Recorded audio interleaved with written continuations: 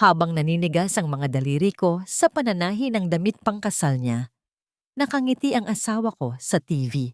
Kinakasal sa iba. Tinawag nilang basura ang pagmamahal ko. Ipinadala pa niya ang pampalaglag para patayin ang aming mga anak. Ngunit mula sa putik ng kanilang pandidiri, babangon ako bilang isang inang hindi na muling luluha. Matatakasan ba nila ang karma ng isang pusong winasak at muling binuo? Narito ang bayad sa iyong pananahimik at sa ilang taon mong pagsisilbi kay Luciano, Althea. Tanggapin mo ang sobrang ito at huwag ka nang magpapakita sa amin. Huwag mong isiping dahil naging masunurin ka ay may pwesto ka na sa pamilyang Del Rosario. Isang mantsa ka lang sa aming dangal. At ngayong gabi, tuluyan na naming buburahin ang mantsang iyon. Ang boses ni Doña Esperanza ay tila talim ng labaha na humihiwa sa malamig na hangin sa loob ng maliit at masikip na paupahan ni Althea sa Quiapo. Marahas na binitawan ng matandang babae ang isang makapal na sobre sa ibabaw ng lumang makinang panahi na naging dahilan upang manginig ang mga gamit sa paligid. Ngunit si Althea ay nananatiling nakayuko. Ang kanyang mga daliri ay dahan-dahang humahaplos sa mamahaling telang lace na kanyang tinatahi. Kabaligtaran ng maruming paligid at tumutulong bubong. Ang hawak ni Althea ay isang napakagandang damit pangkasal. Puting-puti, puno ng maliliit na kristal, at bawat tahi ay bakas ng pagmamahal. Sinabihan siya ni Luciano na ito ay isang mahalagang proyekto para sa kumpanya, isang lihim na disenyo na siya lamang ang may kakayahang tumapos. Dahil sa pagtitiwalang yon, tiniis ni Althea ang sakit ng likod at ang pamamanas ng kanyang mga paa sa 5 buwang pagbubuntis. Akala niya, ang bawat tusok ng karayom ay paghahanda para sa kanilang kinabukasan. Narinig ang malakas na palakpakan at masayang musika mula sa lumang telebisyon sa sulok ng silid. Isang balita ang biglang sumakop sa screen na naging dahilan upang tumigil ang mundo ni Althea. Ang maringal na simbahan ng Manila Cathedral ay puno ng mga bulaklak at naglalakihang ilaw. Doon, sa harap ng dambana, nakatayo si Luciano del Rosario, ang lalaking nangakong pakakasalan siya sa tamang panahon, ang lalaking ama ng kanyang dinadalang kambal. Nakasuot ito ng itim na tuxedo at may ngiting abot-langit habang hinihintay ang kanyang ikakasal. Nang bumukas ang malaking pinto ng simbahan, lumabas ang tanyag na aktres na si Selene Valmonte. At doon, naramdaman ni Althea ang unang sampal ng katotohanan. Ang damit na suot ni Selene, ang damit na hinahangaan ng milyon-milyong nanonood, ay ang damit na hawak-hawak ni Althea sa ilalim ng malamig na liwanag ng kanyang bumbilya. Ang bawat kristal na itinahi niya ng puyat at pagod ay nagniningning ngayon sa katawan ng ibang babae. Tila nawalan ng hangin sa loob ng silid. Ang karayom na hawak ni Althea ay bumaon ng malalim sa kanyang hintuturo, ngunit hindi niya naramdaman ang sakit ng sugat. Ang tanging nararamdaman niya ay ang pagkabog ng kanyang dibdib na tila gustong kumawala sa kanyang tadyang. Ang dugo ay pumatak sa maputing tela, isang pulang mantsa sa gitna ng kanyang mga pangarap. Uminom ka na ba ng mga bitaminang ipinadala ni Luciano kaninang umaga? Muling tanong ni Doña Esperanza, ang tinig ay puno ng mapanlinlang na pag-aalala. Sabi niya ay kailangan mo yon para sa iyong kalusugan. Napatingin si Althea sa maliit na bote ng gamot sa ibabaw ng lamesa.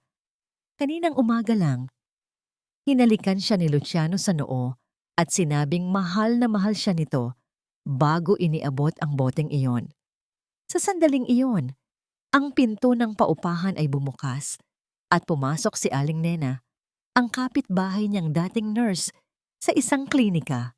Nakikita nito ang bote at agad itong kinuha.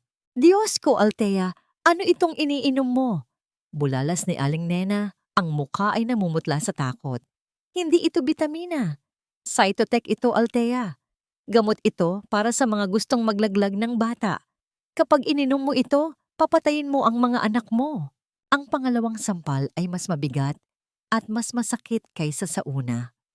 Ang lalaking minsan niyang minahal at pinaglaanan ng mga pangarap ay hindi lamang pala lumayo sa kanya.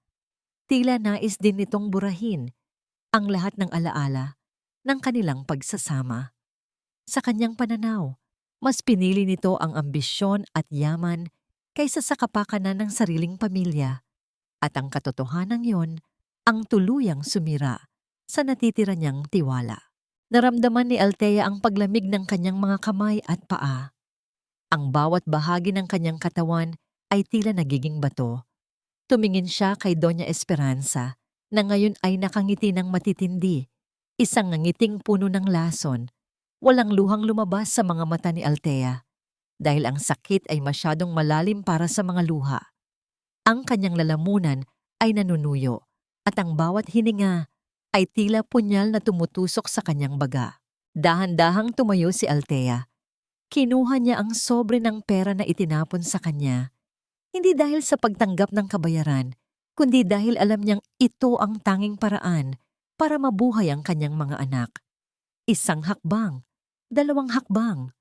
Bawat kilos niya ay puno ng bigat. Tila hinihila siya ng lupa pababa. Alis na ako. Bulong ni Althea. Ang boses ay paos at halos hindi marinig, ngunit puno ng isang bagong uri ng determinasyon. Ngunit tandaan ninyo ito, Doña Esperanza. Ang dugong sinusubukan ninyong dumanak ngayong gabi ay ang dugong sisingil sa inyo balang araw.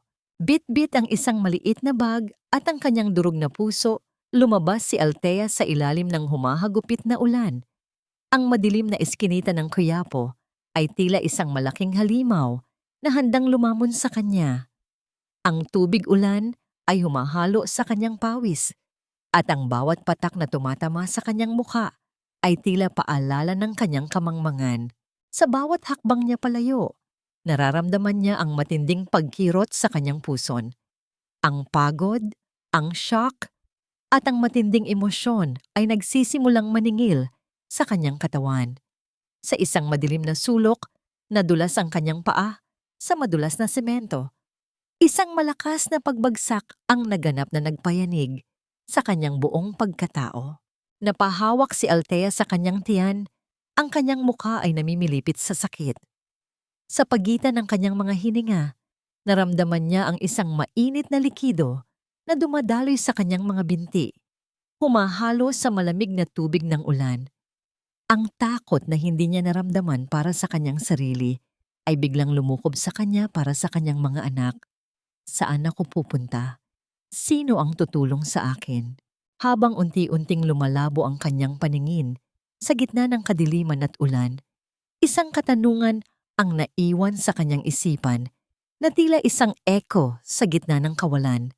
May natitira pa bang puwang para sa pag-asa sa isang mundong ganito kalupit?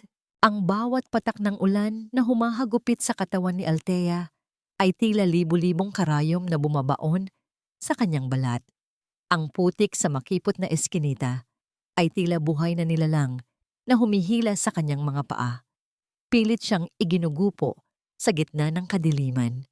Sa bawat hakbang, ang kirot sa kanyang puson ay lalong tumitindi. Isang babala na ang kanyang mga anak ay hindi na makapaghihintay pa sa isang ligtas na silid. Ang tanging gabay niya ay ang malabong liwanag mula sa isang maliit na bintana sa dulo ng kalsada, isang hudyat ng buhay sa gitna ng tila sementeryong kapaligiran ng mga barong-barong. Nang marating niya ang pintuan ni Aling Nena, ang kanyang huling lakas ay tuluyan ng pumanaw.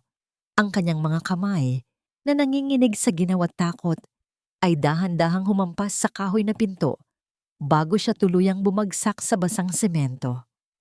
Ang ingay ng bagyo ay tila isang malakas na pag-atungal ng langit. Nilulunod ang anumang tinig ng saklolo. Ngunit sa likod ng pintuan isang matanda at mapagkalingang puso ang nakarinig sa huling paghingi ng tulong ng isang inang naghihingalo. Dinala ni Aling Nena si Althea sa loob ng kanyang maliit na tahanan. Ang amoy ng lumang kahoy at mainit na kape ay pansamantalang nagbigay ng ginhawa. Ngunit ang katahimikan sa loob ay agad naputol ng isang matinding hiyaw. Ang kuryente sa buong lugar ay naputol na dahil sa tindi ng hangin, kaya tanging ang mabuhay na liwanag ng isang pirasong kandila ang nagbibigay ng anino sa bawat kilos nila. Sa ilalim ng malamlam na sinag na ito, nakita ni Aling Nena ang dugo na humahalo sa tubig ulan sa sahig at alam niyang nasa panganib ang buhay ng mag-iina. "Althea, anak, makinig ka sa akin," bulong ni Aling Nena habang hinahaplos ang pawisang noo ng babae. "Kailangan mong lumaban. Huwag mong isipin ang lalaking nagtaksil sa'yo. Isipin mo ang dalawang buhay na naghihintay na makita ang mukha mo. Please, Althea, breathe for them." Ang bawat pag-ire ni Althea ay tila isang pakikipagtuos sa kamatayan. Sa bawat sandali ng matinding sakit, naaalala niya ang malamig na mukha ni Luciano, ang marangyang kasal na pinanood niya sa telebisyon, at ang boteng iyon ng lason na dapat ay papatay sa kanyang mga anak.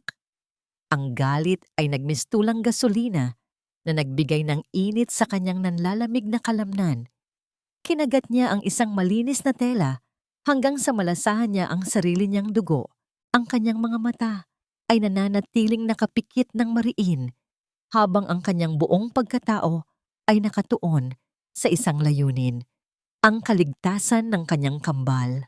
Ang tunog ng ulan sa bubong na yero ay tila isang mabilis na pagtambol, sumasabay sa mabilis na pintig ng puso ni Althea.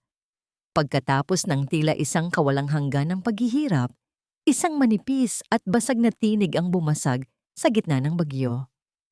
Isang sanggol na lalaki, maliit at kulay ube dahil sa ginaw, ang lumabas sa mundong ito. Wala pang ilang minuto, sinundan ito ng isang maliit na batang babae. Sa gitna ng kadiliman ng silid at sa tindi ng ulan sa labas, ang mga iyak ng dalawang sanggol ay tila isang banal na himig para kay Althea. Ang mga luha na kanina pa pinipigilan ni Althea ay tuluyan ng umagos, mainit at puno ng pasasalamat. Dahan-dahang inilapag ni Aling Nena ang mga sanggol sa dibdib ni Althea. Ang marahang pagdampi ng kanilang balat sa kanyang balat ay tila isang mahiwagang gamot na naghilom sa lahat ng kanyang sugat sa puso. Sa sandaling iyon, wala na si Luciano, wala na ang pamilya Del Rosario. Ang tanging mahalaga ay ang dalawang anghel na ito na naging dahilan kung bakit siya nanatiling humihinga. "Mateo, Mireille Isiolo," bulong ni Althea. Ang kanyang tinig ay puno ng panginginig habang hinahalikan ang maliliit na daliri ng kanyang mga anak. "Hinding-hindi kayo magugutom. Hinding-hindi kayo sasaktan ng kahit na sino. Pangako yan ni Mommy." Ngunit sa gitna ng sandali ng kaligayahan, isang nakakatakot na katahimikan ang biglang bumalot kay Aling Nena. Tumingin si Althea sa kanyang mga anak at napansin na ang isa sa kanila, si Mateo, ay hindi na gumagalaw. Ang iyak nito ay biglang naputol at ang kanyang maliliit na labi ay nagsisimula ng maging kulay asul. Ang marahang paghinga na kanina ay nararamdaman ni Althea sa kanyang balat ay tila naglaho na parang usok sa gitna ng malakas na hangin. "Ate Nena, bakit hindi na siya humihinga?" tanong ni Althea. Ang kanyang boses ay puno ng panibagong takot na mas matindi pa sa anumang bagyo. "Ate Nena, gawin mo ang lahat. Huwag mong hayaang kunin siya sa akin." Yumakap ang katahimikan sa loob ng maliit na silid, habang sa labas ay patuloy ang walang awang paghagupit ng kalikasan. Ang mabuhay na liwanag ng kandila ay biglang namatay. Iniwan sila sa gitna ng ganap na kadiliman, kung saan ang tanging maririnig ay ang mabilis at desperadong paghinga ni Althea, habang pilit na ginigising ang kanyang anak na tila tuluyan ng bumitaw sa hamon ng buhay. Sa gitna ng kadiliman ng munting silid ni Aling Nena, ang piping panalangin ni Althea ay tila umabot sa kaitaasan nang muling marinig ang mahina, ngunit buhay na pag-iyak ni Mateo. Ang bawat haplos ng matanda sa likod ng sanggol ay nagdala ng himala na nagbalik ng kulay sa mga labi ng bata at nagbigay ng panibagong lakas sa lupaypay na katawan ng ina. Doon, sa ilalim ng tumutulong bubong at sa amoy ng basang lupa, isinilang ang isang panunumpa na mas matibay pa sa anumang bakal. 3 taon ang mabilis na lumipas, ngunit ang bawat segundo nito ay nakaukit sa mga palad ni Althea bilang mga kalyo ng pagsisikap. Sa gitna ng maingay at mainit na palengke, kung saan ang amoy ng malansang isda ay humahalo sa usok ng mga sasakyan, makikita ang isang babaeng may maamong mukha, ngunit may mga matang nagliliyab sa determinasyon. Nakatali sa kanyang likuran si Miriel, habang si Mateo naman ay mahigpit na nakahawak sa kanyang laylayan. Ang pawis ay gumagapang sa kanyang leeg, habang iniaalok niya ang kanyang mga gawang tsaa at langis na mula sa mga halamang gamot. "Mami, mainit po." Bulong ni Miriel, ang kanyang maliit na mukha ay namumula na dahil sa tindi ng sikat ng araw. Agad na kinuha ni Althea ang isang kupas na pamaypay at marahang pinaypayan ng kanyang mga anak, kahit na ang sarili niyang katawan ay tila niluluto na sa init. "Sandali na lang mga anak, kapag naibenta natin itong huling 3 bote, kakain tayo ng masarap." Sagot ni Althea na may pilit na ngiti. Pilit na itinatago ang hapdi ng kanyang tiyan dahil sa hindi pa pagkain simula kaninang madaling araw. Sa gitna ng siksikan ng mga tao, isang babaeng mukhang mayaman ngunit maputla ang biglang natumba malapit sa pwesto ni Althea. Ang mga mamahaling gamit nito ay nagkalat sa maruming semento. Ang mga tao sa paligid ay nagkagulo, ngunit walang sino man ang tila alamang gagawin. Nang makita ni Althea ang hirap sa paghinga ng babae, mabilis niyang kinuha ang isa sa kanyang mga herbal oil at lumapit dito. Marahan niyang hinilot ang mga sentido nito at pinasinghot ng kanyang espesyal na timpla ng mga dahon. Unti-unting nagmulat ng mata ang babae. Siya ay si Isabel, na may mga matang puno ng pasasalamat, ngunit bakas ang isang malalim na karamdaman. Hindi nagtagal, isang itim na sasakyan ang huminto sa harap nila. Isang lalaki ang mabilis na bumaba. Ang kanyang mukha ay puno ng matinding pag-aalala. Ang kanyang mga hakbang ay mabilis at tiyak. Tila isang taong sanay na laging nasa kontrol ng bawat sitwasyon. "Isabel, what happened?" Tanong ng lalaki. Ang boses ay malalim at baritono na nagpatigil sa ingay ng paligid. Siya si Javier Acosta. Ang kanyang mga mata, na kanina ay nakatuon lamang sa kanyang asawa, ay sandaling napalingon kay Althea. May isang kislap ng paghanga at pagtataka ang dumaan sa kanyang paningin nang makita ang isang mahirap na tindera na may ganoong katalinuhan sa paggamot.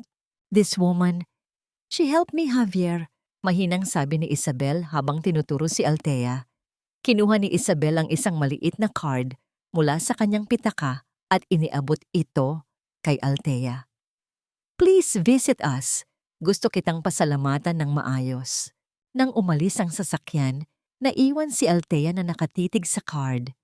Ang pangalang Javier Acosta ay nakasulat sa gintong mga titik. Ngunit bago pa man niya muling maisip ang nangyari, naalala niya ang kanyang mga anak. Nagmadali siyang ligpitin ang kanyang mga gamit, excited na maiuwi ang kinita para sa pambili ng gatas at paboritong tinapay ni Mateo at Mireille. Pagdating sa kanilang maliit na barong-barong, ang kaba ay biglang lumukob sa kanyang dibdib. Ang pintuan na gawa sa pinagtagni-tagning kahoy ay bahagyang nakabukas. Ang lock na gawa sa lumang alambre ay nakapihit ng hindi natural. Mabilis na pumasok si Althea at agad na tinungo ang ilalim ng kanyang luma at sirang kama. Doon, sa loob ng isang lata ng biskwit, kung saan niya itinago ang bawat sentimong pinaghirapan niya sa loob ng 3 taon para sa pag-aaral ng kanyang mga anak. Wala na siyang natagpuan. Ang lata ay nakabukas at walang laman. Tila isang bungangang tumatawa sa kanyang kamalasan. Ang lahat ng kanyang pangarap, ang lahat ng kanyang tiniis na gutom at pagod, ay naglaho sa isang iglap. Napaluhod si Althea sa maruming sahig. Ang kanyang mga kamay ay nanginginig. Habang yakap-yakap ang bakanting lata, ang katahimikan sa loob ng bahay ay tila isang mabigat na kumot na sumasakal sa kanya. Sa labas, narinig ang tawanan ng mga bata. Ngunit sa loob ng puso ni Althea, ang bawat tawa ay tila isang paalala ng kanyang kabiguan. Paano na sila bukas? Saan siya kukuha ng pambayad sa upa? Habang nakatitig sa card ni Javier Acosta na nakalapag sa sahig, isang desisyon ang nagsimulang mabuo sa kanyang isipan. Isang desisyong magdadala sa kanya pabalik sa mundong sinumpaan niyang hinding-hindi na muling babalikan. Ang bawat hakbang ni Althea patungo sa naglalakihang pinto ng opisina ni Attorney Javier Acosta ay tila pagtulak sa isang dambuhalang pader ng kahihiyan. Hawak niya sa kanyang nanginginig na kamay ang maliit na card, ang huling hibla ng pag-asa para sa kanyang mga anak. Ngunit nang marating niya ang bungad ng gusali, sinalubong siya ng isang katahimikang tila bumabalot sa buong paligid. May mga puting bulaklak at itim na laso na nakasabit sa pintuan, isang tanawing nagpabilis sa tibok ng kanyang puso sa kaba. Nang dahan-dahang bumukas ang pinto, hindi ang masayang Isabel na tinulungan niya sa palengke ang bumati sa kanya. Sa halip, natagpuan niya si Javier na nakaupo sa likod ng kanyang mesa. Ang mga mata ay malalim ang pagkakalubog at puno ng pamumula. Ang buong silid ay puno ng mga naglalakihang tumpok ng dokumento. Ngunit ang hangin ay tila amoy ng dusa at pait. Sa tabi ng kanyang mesa ay ang larawan ni Isabel na may itim na laso. Pumanaw na ang babaeng nagbigay sa kanya ng card, ilang araw pa lamang ang nakakalipas. I'm sorry to intrude, attorney. Hindi ko alam na ganito ang aabutan ko. Mahinang simula ni Althea, ang kanyang boses ay bahagyang nanginginig dahil sa pakikiramay. Gusto ko lang sanang humingi ng trabaho, kahit ano, para sa mga anak ko. Pero mukhang maling oras ang pagpunta ko rito. Tumingala si Javier, ang kanyang tingin ay tila tumatagos sa kaluluwa ni Althea. Binitawan niya ang hawak na panulat at sumandal sa kanyang upuan. Isang buntong hininga ang kumawala sa kanyang dibdib na puno ng bigat. Hindi siya namatay dahil sa sakit, Althea. Namatay siya dahil sa kasakiman. Ang gamot na ibinigay sa kanya ng Del Rosario Medical Group ay peke. Substandard, pinatid nila ang huling pag-asa ng asawa ko para lamang sa kanilang kita. Nang marinig ang pangalang Del Rosario, tila binuhusan ng nagyeyelong tubig ang buong pagkatao ni Althea. Ang sugat na 5 taon na niyang pilit na pinagagaling ay muling bumukas at humapdi. Sa harap ng abogadong ito, hindi na nakapagtago si Althea. Ikinuwento niya ang lahat, ang pagtataksil ni Luciano, ang marangyang kasal nito sa iba habang naghihirap siya, at ang pinakamasakit sa lahat, ang tangka nitong pagpatay sa sariling mga anak sa pamamagitan ng laso na nagkunwaring bitamina. Ang katahimikan sa loob ng opisina ay tila naging isang buhay na nilalang na sumasaksi sa 2 pusong winasak ng iisang kaaway. Nakita ni Javier sa mga mata ni Althea ang parehong apoy na nagliliyab sa kanyang sariling dibdib. Ang apoy ng katarungang matagal nang ipinagkait. Dahan-dahang tumayo si Javier, lumapit siya sa bintana at tinignan ang mga naglalakihang gusali ng Makati, kung saan ang anino ng pamilya Del Rosario ay tila isang sumpa sa lungsod.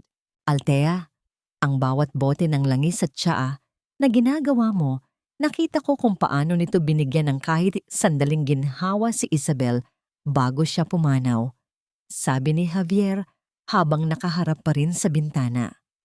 Hindi lang trabaho ang ibibigay ko sa iyo. Ibibigay ko sa iyo ang pagkakataong tumayo sa sarili mong mga paa at pabagsakin ang mga taong umapak sa ating dangal. Magtatayo tayo ng sarili nating pangalan, Vida Prima Wellness. Isang kumpanyang gagamot, hindi papatay. Sa sumunod na 5 taon, ang bawat patak ng pawis ni Althea ay naging pundasyon ng isang imperyo. Sa ilalim ng paggabay ni Javier, ang maliit na tindera sa palengke ay naging isang babaeng puno ng awtoridad at katalinuhan.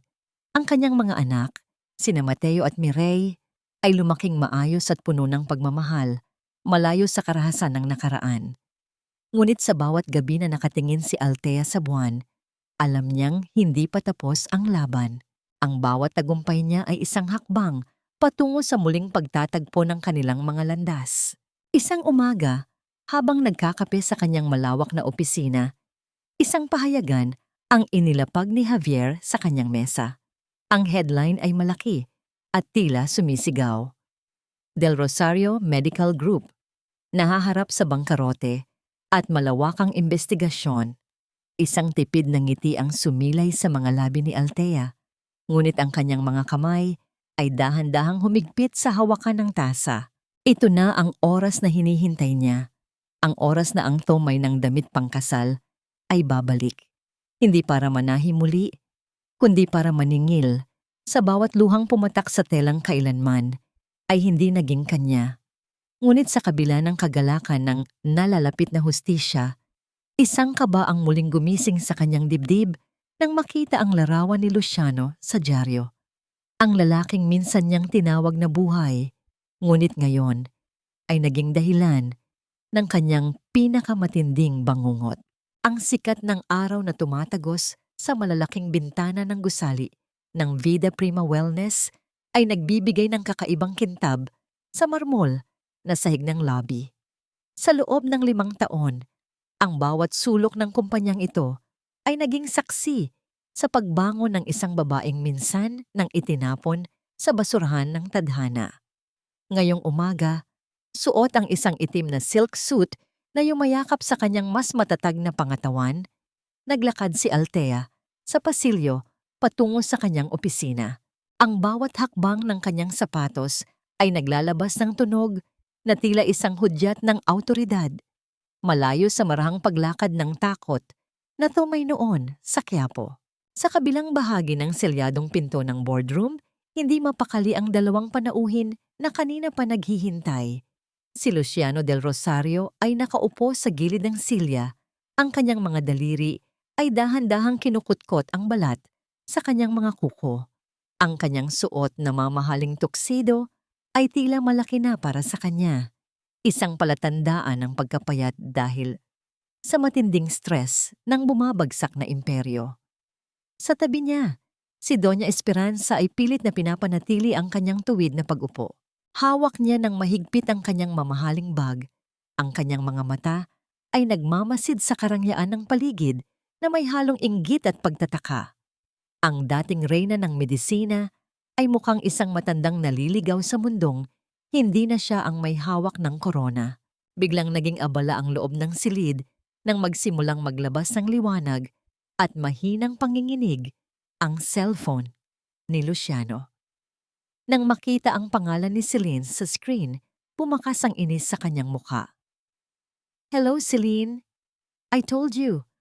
Nasa isang napakahalagang meeting ako. I can't talk right ngayon." Pabulong na sigaw ni Luciano. Pilit na itinatago ang kaba sa kanyang boses. "Meeting? O baka naman nagtatago ka na naman sa mga utang natin?" Ang boses ni Celine mula sa kabilang linya ay sapat na para marinig ang matinis na tono ng panunumbat. "Kailangan ko ng budget para sa endorsement shoot ko bukas. Huwag mong sabihing pati iyon ay wala na. Luciano, hindi ako pumasok sa kasal na ito para maging mahirap." Marahas na pinatay ni Luciano ang tawag. Ang kanyang mukha ay namumula na sa galit at kahihiyan. Sa gitna ng katahimikang bumabalot sa silid, dahan-dahang gumalaw ang pintuan ng boardroom. Pumasok ang mga sekretarya at ilang opisyal ng Vida Prima. Ngunit ang lahat ng atensyon ay nakatuon sa malaking upuan sa dulo ng mesa na nakatalikod sa kanila. "Magandang umaga, Mr. Del Rosario, Doña Esperanza." Ang boses ng isang babaeng opisyal ang bumasag sa katahimikan. "Salamat sa pagpunta. Nandito na ang aming CEO upang pakinggan ang inyong proposal." Tumayo si Luciano. Pilit na ibinalik ang anyo ng isang tiyak na negosyante. "Thank you. Alam ninyo, ang Del Rosario Medical Group ay may mahabang kasaysayan ng serbisyo. Kailangan lang namin ng strategic partner upang mas mapalawak ang aming operasyon sa tulong ng inyong wellness products. This is a win-win situation para sa ating dalawa." Habang nagsasalita si Luciano, Dahan-dahang uminog ang malaking upuan sa dulo ng mesa. Ang bawat sentimetro ng pag-ikot nito ay tila nagpapabagal sa oras sa loob ng silid. Nang tuluyan ng humarap ang CEO, tila tumigil ang pagdaloy ng dugo sa mga ugat ni Luciano. Ang proposal na hawak niya ay dahan-dahang nadulas sa kanyang mga kamay, nagkalat ang mga papel sa sahig na tila mga dahong natuyo. Sa harap nila, nakaupo si Althea. Ang kanyang buhok ay maayos na nakapusod at ang kanyang mga mata ay malamig na nakatingin sa dalawa. Walang bahid ng galit, kundi isang nakakatakot na katahimikan. Isang tipid ng ngiti ang sumilay sa kanyang mga labi habang dahan-dahang itinatapat ang tasa ng tsa sa kanyang bibig. Isang kilos na puno ng pagiging marangal at kontrol. Althea? Ang boses ni Doña Esperanza ay tila isang hangin na galing sa ilalim ng lupa, puno ng panginginig at hindi makapaniwala. Ang mamahaling bag na hawak niya ay tuluyan ng bumagsak, naglalabas ng tunog ng mabigat na bagay na tumama sa marmol. Hindi agad sumagot si Althea. Sa halip, marahan niyang ibinaba ang tasa sa platito na lumikha ng isang malinaw at malutong na tunog sa gitna ng matinding katahimikan. It's been a while, Luciano, Doña Esperanza. I hope the last 5 years have been as productive for you as they have been for me. Ang bawat salita ni Althea ay tila mga hiyas na nahuhulog sa sahig. Matigas at nagniningning. Si Luciano ay nanatiling nakatayo. Ang kanyang bibig ay bahagyang nakabukas, ngunit walang salitang lumalabas. Ang imahe ng tomay na kanyang niloko at tinangkang patayin ng mga anak ay tuluyan ng naglaho, pinalitan ng isang reynang ngayon ay may hawak ng kanyang tadhana. Matapos ang mahabang sandali ng pagkabigla, mabilis na lumapit si Luciano patungo sa kinaroroonan ni Althea. Hindi na niya pinansin ang mga opisyal sa paligid. Nang marating niya ang harap ng mesa, marahas niyang itinuon ang kanyang mga kamay sa ibabaw nito, dinala ang kanyang mukha ng malapit sa dating asawa habang ang kanyang mga mata ay nanunuri at puno ng naglalaban-labang emosyon. Saan mo nakuha ang perang ito, Althea? Ang tanong ni Luciano ay puno ng pait at galit. Ang boses ay nanginginig sa pagitan ng pagkalito at pagnanais na muling magkaroon ng kontrol. Sino ang niloko mo para makarating dito? Hindi ikaw ito. Ang kilala kong Althea ay isang mahirap na babaeng walang alam, kundi manahi. Hindi man lang kumurap si Althea. Nanatili siyang nakasandal sa kanyang upuan. Tinititigan ang lalaking minsan ay naging sentro ng kanyang mundo. Ngunit ngayon ay wala ng silbi, kundi isang anino ng nakaraan. Ang tensyon sa pagitan nila ay tila isang kable na anumang sandali ay mapuputol. Habang sa labas ng pintuan, ang anino ni Javier ay nakatayo. Naghihintay ng tamang sandali upang protektahan ang babaeng kailanman ay hindi na muling luluha dahil sa pamilya Del Rosario. Sa loob ng malamig na silid na yon, ang hangin ay tila naging malapot sa tindi ng tensyon. Ang bawat mabilis na paghinga ni Luciano ay nagpapakita ng kanyang naglalaban-labang emosyon habang ang kanyang mga mata ay nakatitig sa mukha ni Althea. Pilit na hinahanap ang bakas. Nang dating to madali niyang napaikot sa kanyang mga daliri. Ngunit wala siyang natagpuan kundi ang isang pader ng yelo. Dahan-dahang itinuwid ni Althea ang kanyang pag-upo. Ang kanyang mga kamay ay payapang nakapatong sa mesa. Malayo sa panginginig na inaasahan ni Luciano. Anong nangyari sa akin, Luciano? I survived. Iyon ang nangyari. Ang boses ni Althea ay kalmado, ngunit bawat salita ay tila isang malamig na hampas ng hangin. And as for the money, let's just say that the world is much bigger than the shadows of the Del Rosario family. Hindi lahat ng tao ay nadadaan sa pera at kapangyarihan ninyo. Biglang lumambot ang ekspresyon sa mukha ni Luciano. Ang pait sa kanyang mga mata ay napalitan ng isang mapanlinlang na pagsisisi. Dahan-dahan niyang iniurong ang kanyang katawan at bumuntong hininga ng malalim, isang kilos na tila pasan niya ang buong mundo. Althea, you don't understand. Pinilit lang ako ni Mommy. I had to do it to save the family and our legacy. But not a single day passed na hindi kita naisip. I did everything to protect you from her. Isang mapait na tawa ang kumawala sa mga labi ni Althea. Isang tunog na puno ng pangungutya na nagpatigil sa mga salita ni Luciano. Ang tawang iyon ay hindi nagmumula sa kagalakan, kundi sa isang pusong nakakita na ng lahat ng uri ng kasinungalingan. Protect me? Luciano, you sent me poison. Akala mo ba ay hindi ko nalaman? You wanted to erase your mistakes by killing my children.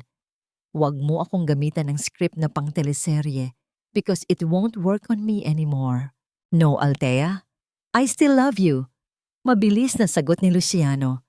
Pilit na inaabot ang kamay ni Althea sa ibabaw ng mesa. Everything I have with Celine is just business. It's empty. Ikaw lang ang totoong minahal ko. Let's start over. I can help you manage this company and we can be together again. Bago pa man magkadikit ang kanilang mga balat, dahan-dahang iniwas ni Alia ang kanyang kamay. Isang kilos na puno ng pandididiri na tila isang lason ang dapo ang lalaki. Kasabay nito, ang malaking pinto ng boardroom ay bumukas nang walang anumang ingay at pumasok si Javier Acosta. Ang kanyang presensya ay tila isang matibay na haligi na nagdala ng panibagong bigat sa silid. Tumayo siya sa likuran ni Althea. Ang kanyang mga kamay ay nasa bulsa ng kanyang itim na pantalon. Ang mga mata ay nakatuon kay Luciano nang may halong babala at panghahamak. I think you've said enough, Mr. Del Rosario. Ang boses ni Javier ay baritono at puno ng awtoridad. Ang kumpanyang ito ay hindi nangangailangan ng tulong mula sa isang imperyong naghihingalo. We are not interested sa inyong proposal for partnership. Napatingin si Luciano kay Javier, ang selos at galit ay muling nagliyab sa kanyang dibdib. At sino ka naman? Is he the reason why you're here, Althea? Is he your new protector? Hindi siya sinagot ni Althea. Sa halip, kinuha niya ang isang manipis na dokumento mula sa kanyang folder at inilapag ito sa harap ni Luciano. Hindi ako interesado na iligtas ang Del Rosario Medical Group, but I am interested in buying it for 20% of its market value. Take it or leave it, Luciano. In a few months, baka mas mababa pa riyan ang halaga ng pangalan ninyo. Namutla si Luciano sa narinig. Ang alok ni Althea ay isang hayagang serye ng insulto. Ngunit bago pa siya makapagsalita, tumayo na si Althea. Hudyat na, tapos na ang usapan. Javier will handle the details. Ngayon, kailangan ko nang umalis. May mas mahahalagang tao pa akong dapat asikasuhin. Lumabas si Althea kasama si Javier. Iniwan si Luciano na nanginginig sa galit at Doña Esperanza na tila nawalan ng malay sa sobrang kahihiyan. Sa labas ng gusali, sumakay si Althea sa kanyang sasakyan. Ang kanyang dibdib ay mabilis ang pagtaas-baba habang pilit na pinapakalma ang kanyang sarili. Ang pakikipagharap kay Luciano ay tila muling nagdala sa kanya sa gabing iyon sa Quiapo. Ngunit ang init ng presensya ni Javier sa tabi niya ay nagbigay ng kapanatagan. Habang binabaybay ng sasakyan ni Luciano ang daan palayo sa Vida Prima, ang kanyang isipan ay puno ng mga plano kung paano muling susuyuin si Althea. Hindi dahil sa pag-ibig, kundi dahil sa kailangan niya ang yaman nito. Ngunit sa isang kanto, malapit sa isang tanyag na international school, biglang bumagal ang daloy ng trapiko. Ang kanyang sasakyan ay huminto mismo sa tapat ng gate ng paaralan. Doon, sa gitna ng maraming mga bata na naghihintay sa kanilang mga magulang, nahagip ng kanyang paningin ang dalawang bata, isang lalaki at isang babae. Ang batang lalaki ay may ayos ng buhok at hugis ng mukha na tila isang replika ni Luciano noong siya ay bata pa. Sa tabi nito ay isang batang babae na may mga matang kasing amo at kasing lalim ng kay Althea. Ang mga mata ni Luciano ay nanlaki. Ang kanyang puso ay tila tumigil sa pagtibok nang magtama ang kanyang paningin sa mga bata. Isang pamilyar na pakiramdam ang gumapang sa kanyang buong pagkatao. Isang koneksyon ng dugo na hindi kayang itanggi ng anumang kasinungalingan. Sa sandaling iyon, ang huling bahagi ng kanyang plano ay gumuho, pinalitan ng isang katotohanang mas matindi pa sa anumang bangkarote.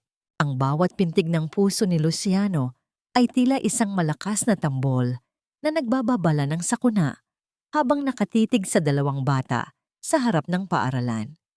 Ang mundo sa labas ng kanyang sasakyan ay tila huminto sa pag-inog.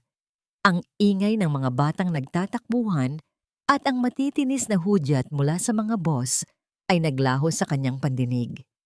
Ang tanging nakikita niya ay ang batang lalaki na may seryosong mukha, ang paraan ng pagkunot ng noo nito, at ang pagtayo nito ng tuwid ay tila isang salamin ng sarili niyang anyo noong kabataan. Sa tabi nito, ang isang maliit na batang babae ay mahigpit na nakahawak sa kamay ng kapatid. Ang mga mata ay kasing amo ng kay Althea. Isang matinding panginginig ang gumapang sa kanyang mga kamay habang pilit na pinaandar ang sasakyan upang sundan ng mga ito ng palihim. Nakarating ang dalawang bata sa isang payapa at malinis na subdivision malayo sa ingay ng lungsod. Doon, sinalubong sila ni Althea. Ang lamig na nakita ni Luciano sa boardroom kanina ay naglaho, pinalitan ng isang ngiting puno ng init at pagmamahal habang niyayakap ang dalawa. Hindi na nakatiis si Luciano. Maras niyang itinigil ang kanyang sasakyan at bumaba. Ang kanyang mga hakbang ay mabigat at puno ng desperasyon habang binabaybay ang distansya patungo sa pamilyang matagal niyang kinalimutan. Nang makita ni Althea ang anino ng lalaking nagpahirap sa kanya, agad na nagbago ang hangin sa paligid. Mabilis niyang hinila ang dalawang bata sa kanyang likuran. Ang kanyang katawan ay naging isang matibay na kalasag. Ang kanyang mga mata na kanina ay puno ng lambing ay biglang naging matalim, tila isang inang leon na handang pumatay para sa kanyang mga anak. Bakit ka narito, Luciano? I told you tapos na ang usapan natin. Ang boses ni Althea ay mababa, ngunit puno ng babala na nagpatahimik sa paligid. Althea, bakit hindi mo sinabi? Anak ko sila, hindi ba? Ang tinig ni Luciano ay nanginginig. Ang kanyang mga mata ay pilit na sumisilip sa likuran ni Althea upang makita ang mga bata.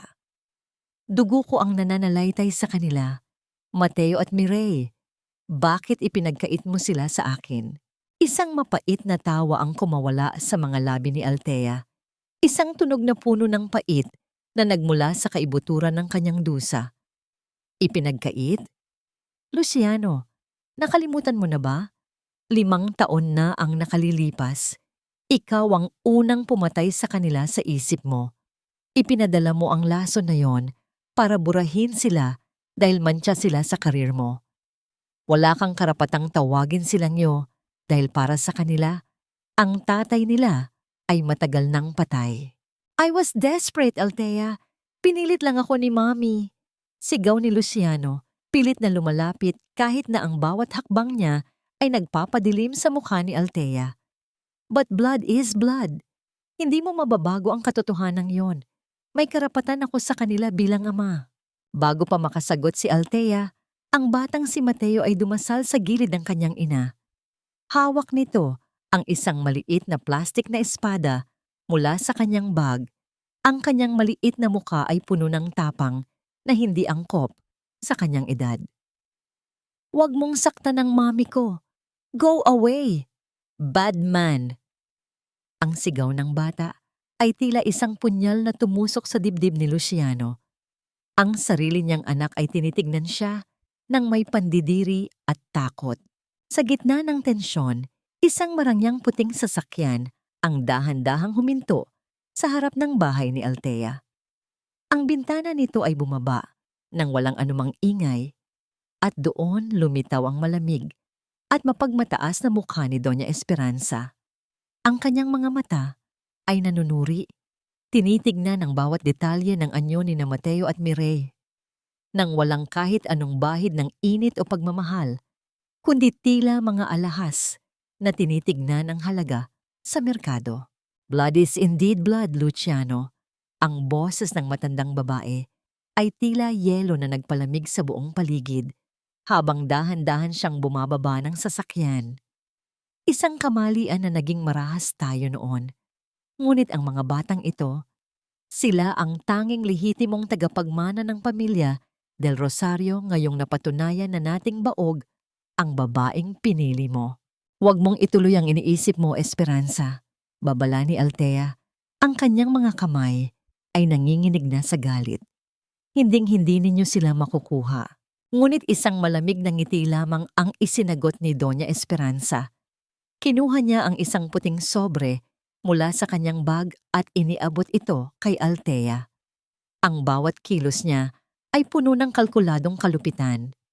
Hindi ito pakiusap, Althea.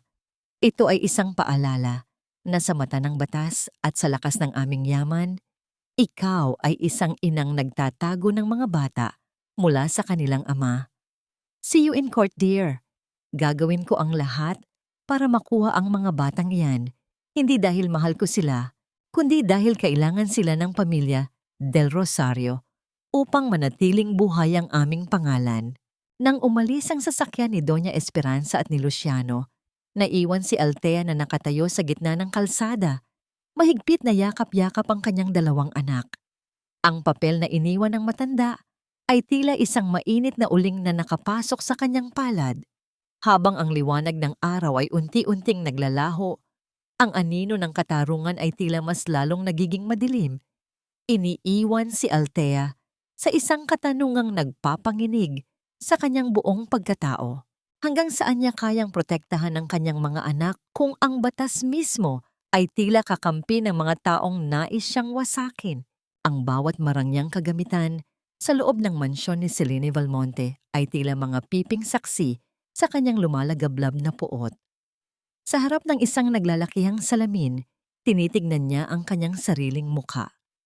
Isang mukhang hinahangaan ng buong bansa, isang mukhang naging puhunan niya upang maabot ang rurok ng tagumpay.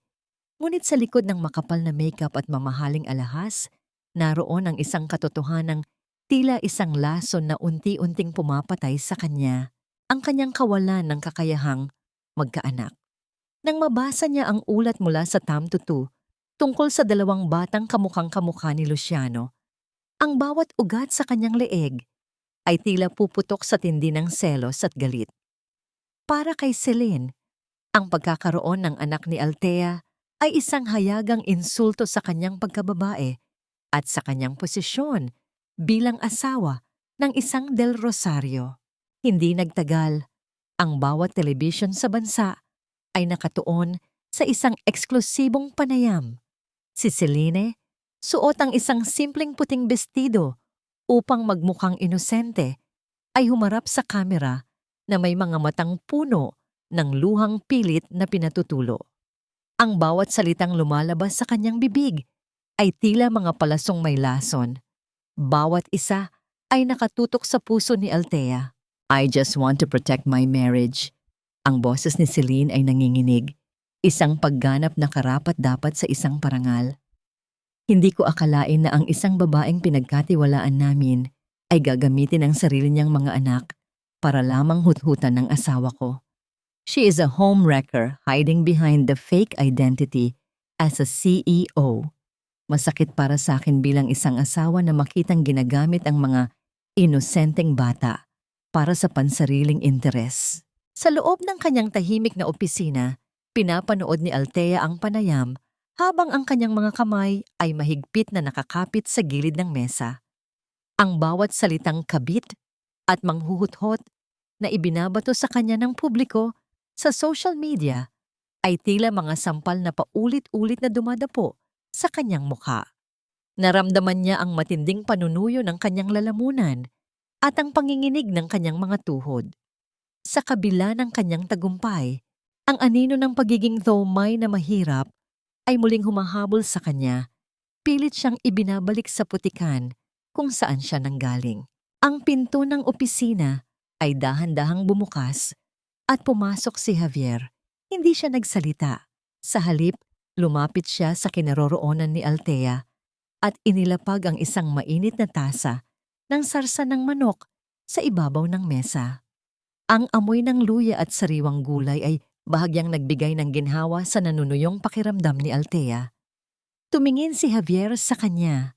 Ang kanyang mga mata ay puno ng isang uri ng pag-unawa na hindi kailangan ng mga salita. Hindi mo kailangang makinig sa kanila, Althea. Ang boses ni Javier ay mahinahon, tila isang mainit na kumot sa gitna ng nagyayelong gabi. The truth is a silent lion. Let them roar for now. Ang mahalaga ay ang proteksyon ni Mateo at Mireille. Masakit, Javier, bulong ni Althea. Ang kanyang tinig ay halos maglaho na sa panginginig. Sanay na akong insultuhin, pero ang tawaging masamang ina, ang gamitin ng mga anak ko para sa script ni Selene, parang pinapatay nila ako ng paulit-ulit. Dahan-dahang lumapit si Javier, sapat na distansya upang maramdaman ni Althea ang init ng kanyang presensya, ngunit may sapat na respeto upang hindi lumampas sa hangganan. Inabot niya ang isang panyo at iniabot ito sa babae. Sa sandaling nagdampi ang kanilang mga daliri, tila may isang kuryente ng kapanatagan na dumaloy sa katawan ni Althea. Ang bilis ng pagtibok ng kanyang puso ay nagsimulang kumalma, pinalitan ng isang pakiramdam ng seguridad na matagal na niyang hindi nararanasan sa piling ng isang lalaki. You are not alone in this fight, Althea. Sabi ni Javier, ang kanyang tingin ay matatag at puno ng pangako. I will be your shield. Hayaan mong ako ang humarap sa legal na aspeto at manatili kang matatag para sa mga bata. Your silence is not weakness, it is strategy. Nagtagama ang kanilang mga mata sa loob ng ilang segundo. Sa katahimikan ng silid, ang bawat hininga ay tila may dalang kahulugan. Para kay Althea, ang bawat maliit na kilos ni Javier, ang pagdala ng pagkain, ang pagtiyak na nakakainom siya ng tubig, ang pananatili sa tabi niya hanggang sa huling oras ng gabi, ay mas matimbang pa sa anumang marangyang regalo na ibinigay ni Luciano noon. Ito ay isang uri ng pag-ibig na hindi sumisigaw. Isang pag-ibig na naghihilom sa halip na sumusugat. Ngunit ang katahimikang iyon ay biglang naputol nang makita ni Althea ang isang bagong ulat sa kanyang computer. Ang mga tagahanga ni Selene ay hindi lamang naglalabas ng galit sa internet. Isang larawan ang lumabas. Isang grupo ng mga tao ang nagtitipon sa harap ng paaralan ni Mateo at Mireille. May mga bitbit na karatula ng pang-aalipusta. Ang takot na kanina ay naglaho ay muling bumalik, mas matindi at mas mapangwasak. Naramdaman ni Althea ang mabilis na pag-akyat ng dugo sa kanyang ulo. Ang bawat ingay ng mga tao sa labas ng paaralan na nakikita niya sa video ay tila mga kulog na nagpapaguho sa kanyang mundo. Ang pag-aalala para sa kanyang mga anak ay tila isang malaking bato na dumagan sa kanyang dibdib na naging dahilan upang hindi siya makahinga ng maayos. Javier, ang mga bata. Ang tanging nasabi ni Althea bago tuluyang manghina ang kanyang mga binti. Sa gitna ng kaguluhan ng kanyang isipan, isang katanungan ang pilit na sumisingit. Hanggang kailan niya kayang tiisin ang bawat sugat na ibinibigay ni Selene bago siya tuluyang bumigay? At ano ang gagawin niya kung ang mismong kaligtasan ng kanyang mga anak ang maging kabayaran ng kanyang paghihiganti? Ang bawat sigaw ng mga taong nagtitipon sa labas ng paaralan ay tila mga palasong tumatagos sa puso ni Althea habang mabilis niyang binabaybay ang pasilyo patungo sa silid-aralan ng kanyang mga anak.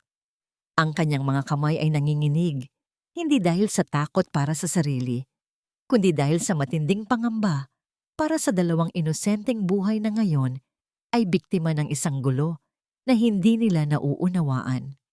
Nang makita niya sina Mateo at Mireille na nakatago sa isang sulok, mahigpit na nagyayakapan habang ang kanilang mga mata ay puno ng luha at pagkalito, naramdaman ni Althea ang isang matinding pagbabago sa loob ng kanyang dibdib. Ang huling bakas ng pagtitimpi at pagpapakumbaba ay tila natunaw, pinalitan ng isang malamig at matibay na determinasyon. Mommy, bakit po sila galit sa atin? Are we bad people? Ang tanong ni Mireille habang isinisiksik ang kanyang muka sa dibdib ng ina. Ang bawat hikbi ng bata ay tila isang hapdi na nagpapatigas sa kalooban ni Althea. No, sweetheart. People are just confused. But mommy is here now. Hinding-hindi ko hahayaang saktan kayo ng kahit na sino. Mahinang sagot ni Althea, ngunit ang kanyang tinig ay wala ng panginginig. Ito ay ang tinig ng isang inang handang makipagdigma sa buong mundo. Matapos mailikas ang mga bata sa isang ligtas na lugar sa tulong ng mga tauhan ni Javier, kinuha ni Althea ang kanyang telepono.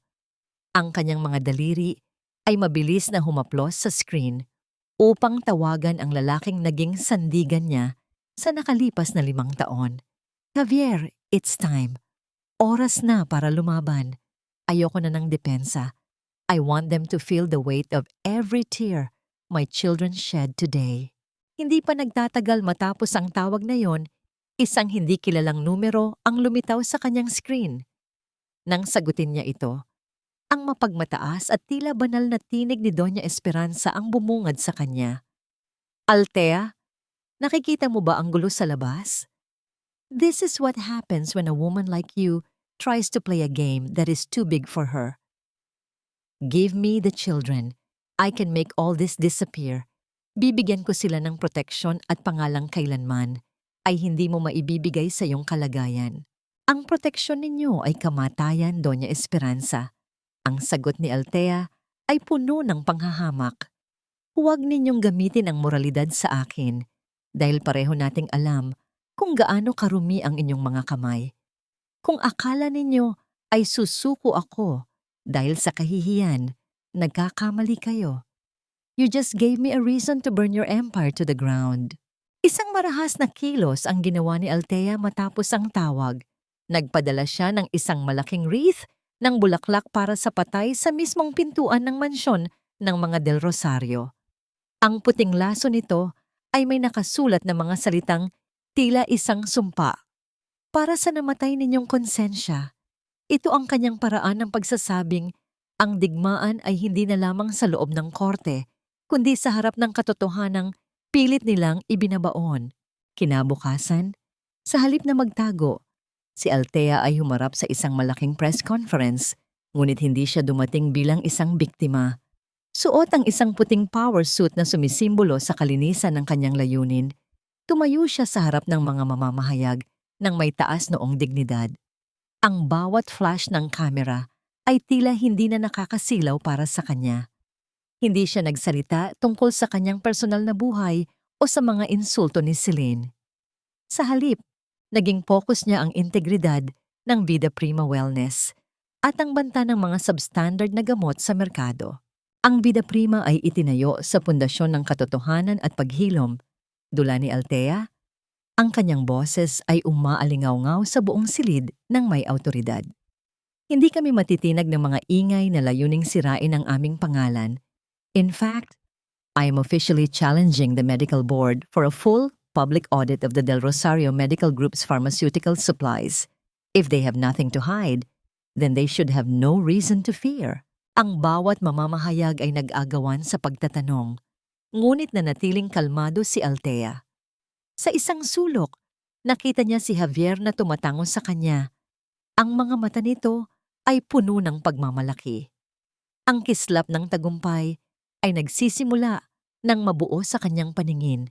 Ngunit sa kabilang panig ng lungsod, isang mas madilim na balita ang naghihintay. Habang nanonood ng balita, si Luciano ay hawak ang isang manipis na piraso ng papel. Ang resulta ng pagsusuri sa kalusugan ni Celine na matagal na nitong itinatago. Ang katotohanang hinding-hindi siya magkakaroon ng anak sa kanyang kasalukuyang asawa ay tila isang malakas na sampal na gumising sa kanyang natutulog na kasamaan. Ang kanyang pagtingin sa mga anak ni Althea ay hindi na lamang udyok ng dugo, kundi isang desperadong pangangailangan na angkinin ang mga ito sa anumang paraan, legal man o hindi. Ang hangin sa paligid ni Althea ay tila muling bumigat. Sa kabila ng kanyang matapang na pagharap, isang lihim na takot ang muling bumangon nang mapagtanto niyang ang isang taong nawalan na ng lahat ay ang pinakamapanganib na kalaban. Habang nakatingin sa larawan ng kanyang mga anak, isang katanungan ang pilit na bumabagabag sa kanya. Hanggang kailan niya kayang panatilihin ang kanyang kalmado kung ang kaaway ay handa nang gamitin ang pinakamaruming paraan upang makuha ang tanging kayamanang natitira sa kanya? Ang bawat salitang lumalabas sa telebisyon ay tila mga lason na dahan-dahang pumapasok sa daluyan ng dugo ni Althea habang nakatitig siya sa mukha ng kanyang tiyuhin na si Boyet. Ang lalaking ito, na huling nakita ni Althea noong humihingi siya ng tulong para sa burol ng kanyang ina, ay ngayon ay nakaupo sa isang sikat na talk show, umiiyak at nagkukwento ng mga kasinungalingang binuo ng ginto. Ang bawat pahayag nito tungkol sa pagiging walang utang na loob ni Althea ay tila mga malalaking bato na ipinupukol sa kanyang dangal sa harap ng buong bansa. Nakalimutan na niya kung sino ang tumulong sa kanya noong naghihingalo ang nanay niya. Ang boses ni Tito Boyet ay puno ng pait na binayaran ng pamilya Del Rosario. Si Doña Esperanza ang nagbayad ng ospital, pero ngayon, ni hindi man lang kami matulungan ng mayamang CEO na yan. Ganyan ba talaga kapag umakyat na sa itaas? Kinakalimutan na ang pinanggalingan at ang mga taong nagmalasakit. Naramdaman ni Althea ang paninikip ng kanyang dibdib. Ang hangin ay tila ayaw nang pumasok sa kanyang mga baga. Ang bawat utang na loob na binabanggit ay tila isang tanikala na humihila sa kanya pabalik sa madilim at maruming eskinita ng kanyang nakaraan. Naalala niya ang araw na lumuhod siya sa harap ni Doña Esperanza. Ang mga luha niya ay pumatak sa mamahaling sapatos ng matanda habang nagmamakaawa para sa buhay ng kanyang ina. Ang pera na ibinigay noon ay hindi tulong, kundi isang kontrata ng pang-aalipin na hanggang ngayon ay ginagamit laban sa kanya.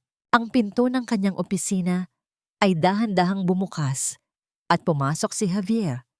Ang kanyang mga hakbang ay tahimik ngunit puno ng katiyakan. Nakita niya ang panginginig ng mga balikat ni Althea at ang pamumutla ng mga labi nito. Lumapit siya at dahan-dahang pinatay ang telebisyon. Pinalitan ng ingay ng isang payapang katahimikan. "I already handled it, Althea." Ang boses ni Javier ay baritono at puno ng kapanatagan. "Nakausap ko na ang producers ng show. Tito Boyet accepted a bribe of 2 million pesos from Esperanza's secretary. May records kami ng transfer. We served him a cease and desist order 10 minutes ago." Ang katotohanan ay hindi kayang tabunan ng drama sa TV. "But they believe him, Javier." Bulong ni Althea, ang kanyang tinig ay basag. "The public loves a story about a rich woman forgetting her roots." Ang utang na loob sa kulturang ito ay mas matimbang pa sa katotohanan. They don't know na bawat sentimo na ibinigay nila, binayaran ko ng bawat patak ng pawis at luha ko noong kasama ko si Luciano. Hindi pa natatapos ang kanilang pag-uusap nang maglabas ng mahabang panginginig ang telepono ni Althea. Ang numero ay pamilyar, ang mansyon ng mga Del Rosario.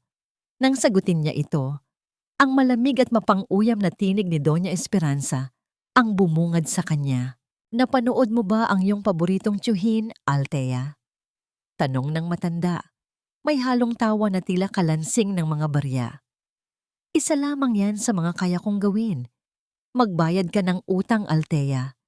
Ibalik mo sa akin ang mga apo ko at ititigil ko ang paninira sa pangalan mo. Huwag mong isiping dahil may pera ka na ay kapantay mo na kami. Ang dugo mo ay mananatiling utusan sa paningin ng mundo." "Ang buhay ng nanay ko ay hindi ninyo pag-aari, Doña Esperanza."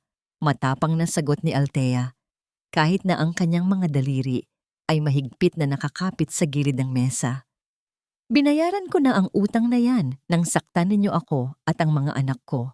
Ang tanging utang na mayroon ngayon ay ang utang ninyo sa hustisya at paniniguraduhin kong babayaran ninyo iyon ng buo."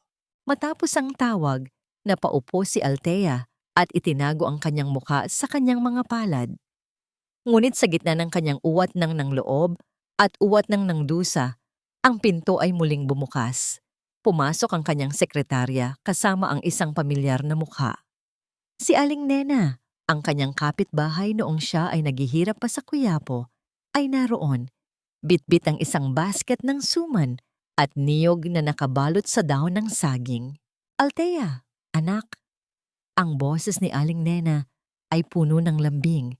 Isang tunog na nagpabuhos ng mga luhang kanina, papinipigilan ni Althea. "Napanood ko sa TV ang baliw na lalaking iyon. Huwag kang maniniwala sa kanya. Alam naming lahat sa Quiapo kung gaano kakasipag at kabuting anak.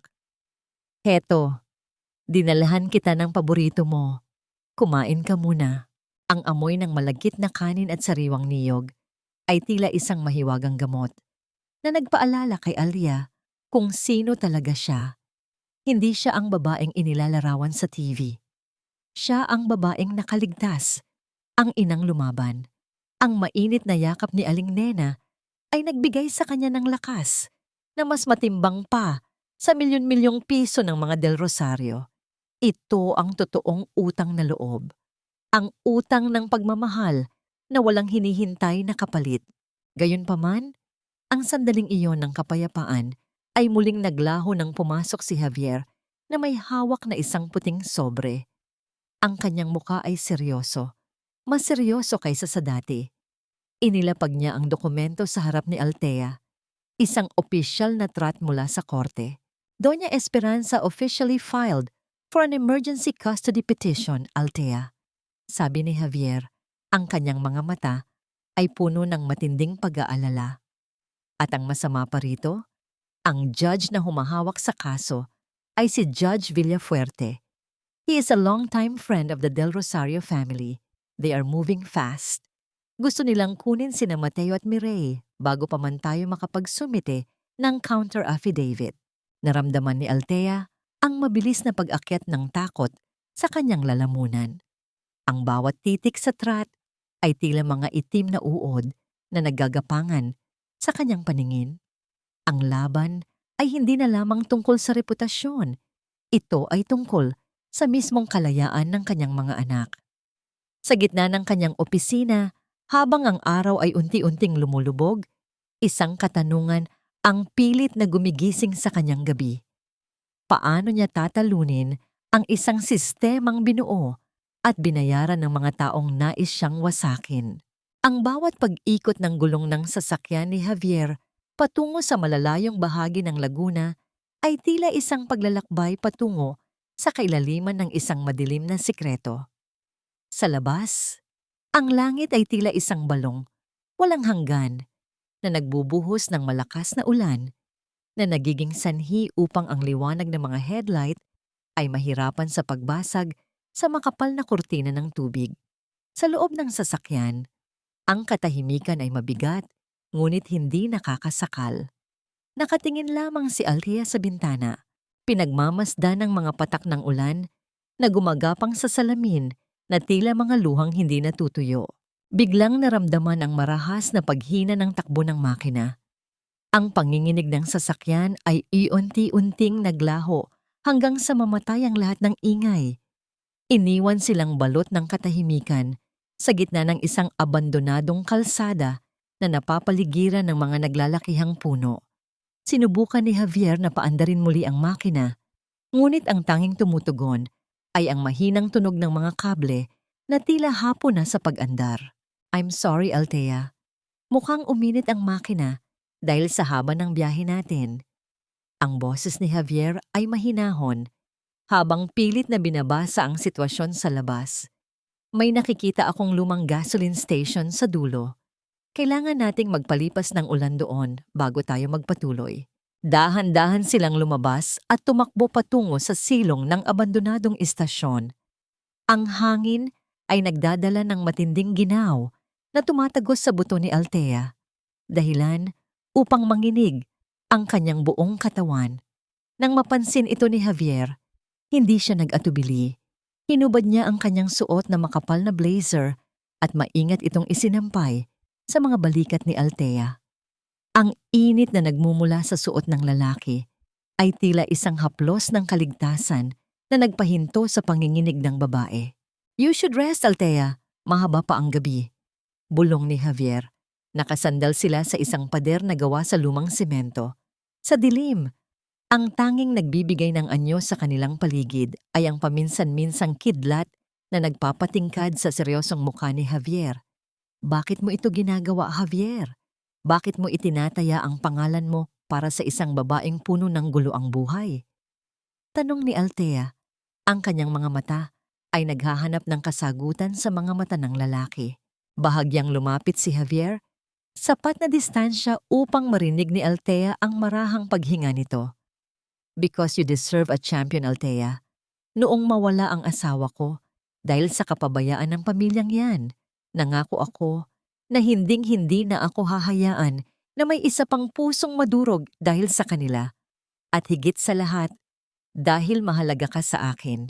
Ang huling mga salita ni Javier ay tila isang mahinang kurot sa puso ni Althea. Ang bilis ng pagtibok ng kanyang dibdib ay hindi na dahil sa takot, kundi sa isang pamilyar na init na matagal na niyang kinalimutan. Sa loob ng ilang sandali, ang mundo ay hindi tungkol sa mga Del Rosario o sa mga kaso sa korte.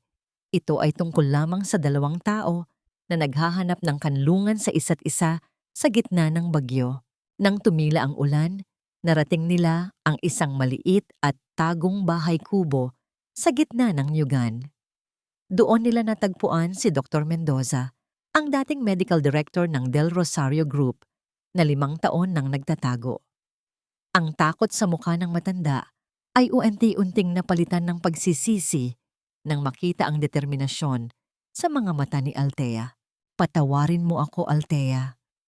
Ang boses ni Dr. Mendoza ay puno ng panginginig habang inilalabas ang isang lumang itim na notebook. "Hindi ko kayang tanggihan si Doña Esperanza noon. Siya ang direktang nag-utos na palitan ang mga bitaminang ipinapadala sa iyo ng gamot na pampalaglag at ang mga gamot na ikinamatay ng asawa ni Attorney Acosta. Alam ni Doña Esperanza na substandard ang mga yon, pero pinirmahan niya pa rin ang release order para makuha ang komisyon." Naramdaman ni Althea ang panlalamig ng kanyang buong pagkatao. Ang bawat salitang lumalabas sa bibig ng doktor ay tila mga buhay na uod na naggagapangan sa kanyang alaala. Ang katotohanan na ang sarili niyang biyenan ang nagplano ng lahat habang si Luciano ay nagbubulag-bulagan ay isang sugat na tila hinding-hindi na maghihilom. "May dokumento ako, attorney." Patuloy ng doktor, ibinibigay ang notebook. "Lahat ng transaksyon, lahat ng serye ng pag-uusap narito. Ito ang katapusan ng kapangyarihan ni Esperanza." Ngunit sa gitna ng sandali ng pagtatagumpay, ang katahimikan ng niyugan ay marahas na binuo ng tunog ng mabilis na pag-arangkada ng mga sasakyan sa di kalayuan. Ang liwanag ng malalakas na headlight ay tila mga mata ng halimaw na sumisilip sa pagitan ng mga puno. Alam ni Javier na hindi sila sinusundan ng mga kaibigan. "Kailangan nating umalis ngayon din," sigaw ni Javier habang mabilis na hinihila si Althea patungo sa kanilang sasakyan. Ngunit huli na ang lahat. 3 itim na van ang humarang sa tanging lagusan. Lumabas mula sa mga sasakyan ang mga lalaking nakasuot ng itim. Ang mga mukha ay balot ng maskara at ang kanilang mga kamay ay may hawak na mga bagay na kumikinang sa ilalim ng buwan. Ang kaba sa dibdib ni Althea ay tila isang ibon na nagwawala sa loob ng hawla. Habang papalapit ang mga lalaki, isang katanungan ang pilit na sumisigaw sa kanyang isipan. Ngayong nasa kamay na nila ang katotohanan, hahayaan ba ng tadhana na makarating ito sa liwanag? O ang niyugang ito ang magiging huling hantungan ng kanyang pangarap na makamit ang katarungan para sa kanyang mga anak? Ang malamig na dampi ng madaling araw ay tila isang babala habang dahan-dahang binabagtas ni na Althea at Javier ang daan pabalik sa lungsod. Matapos ang nakapanindig balahibong pagtakas mula sa mga tauhan ni Doña Esperanza sa Laguna, ang bawat hininga ni Althea ay tila may kasamang bigat ng katotohanan ngayon ay hawak na nila.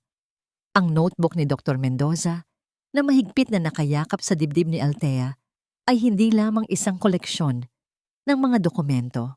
Ito ang mitya na magpapasabog sa tore ng kasinungalingan na itinayo ng mga Del Rosario sa loob ng ilang dekada.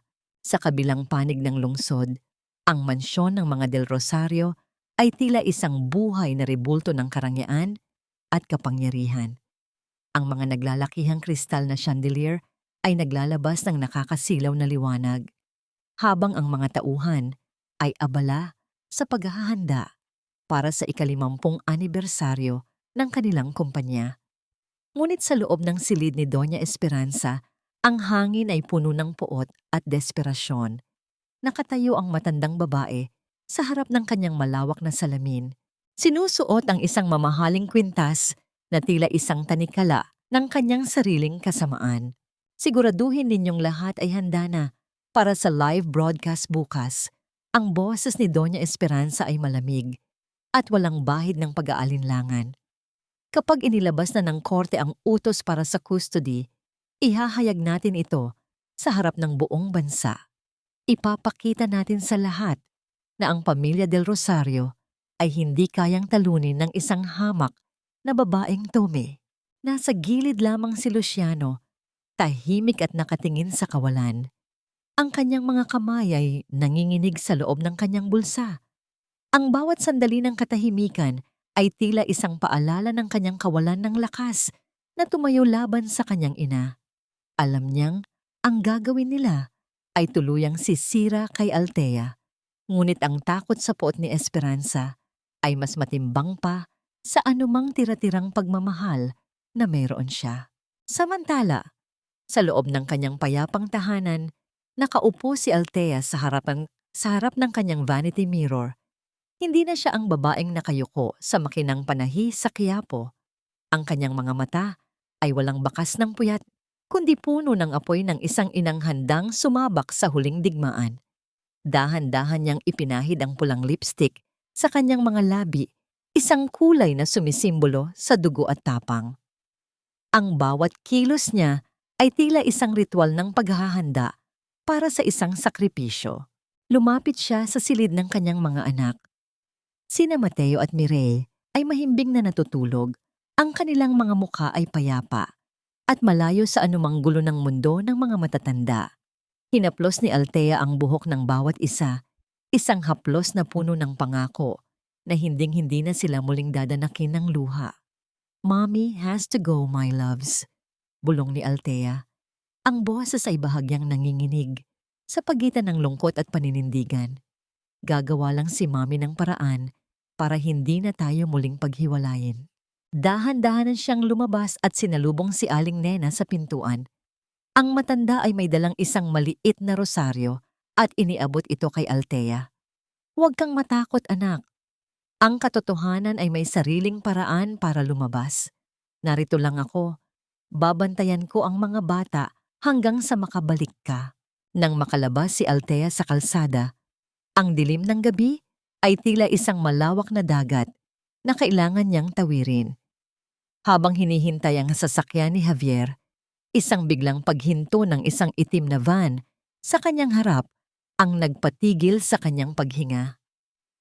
Ang liwanag ng malakas na headlight ay tumama ng diretso sa kanyang mga mata.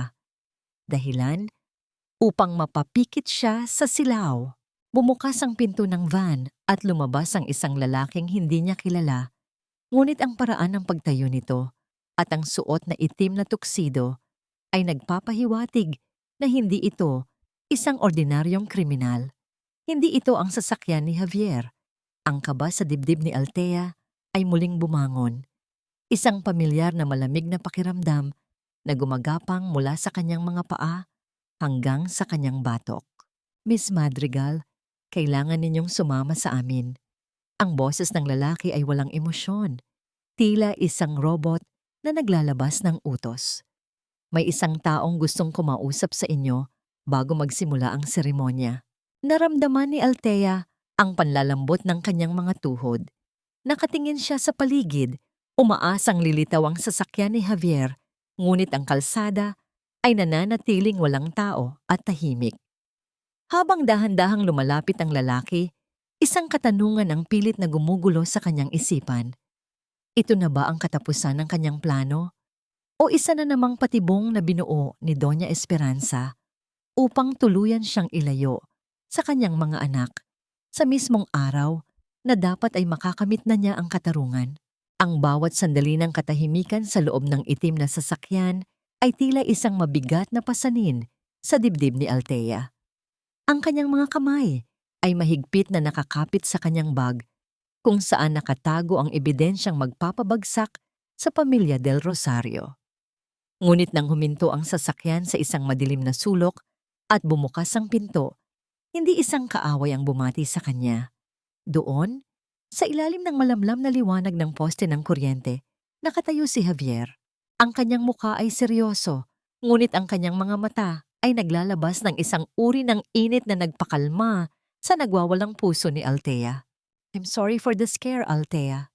Ang boses ni Javier ay baritono at puno ng pag-aalaga habang pinagbubuksan siya ng pinto ng sarili nitong sasakyan. "Kailangan nating iligaw ang mga tauhan ni Doña Esperanza na nagbabantay sa bahay mo.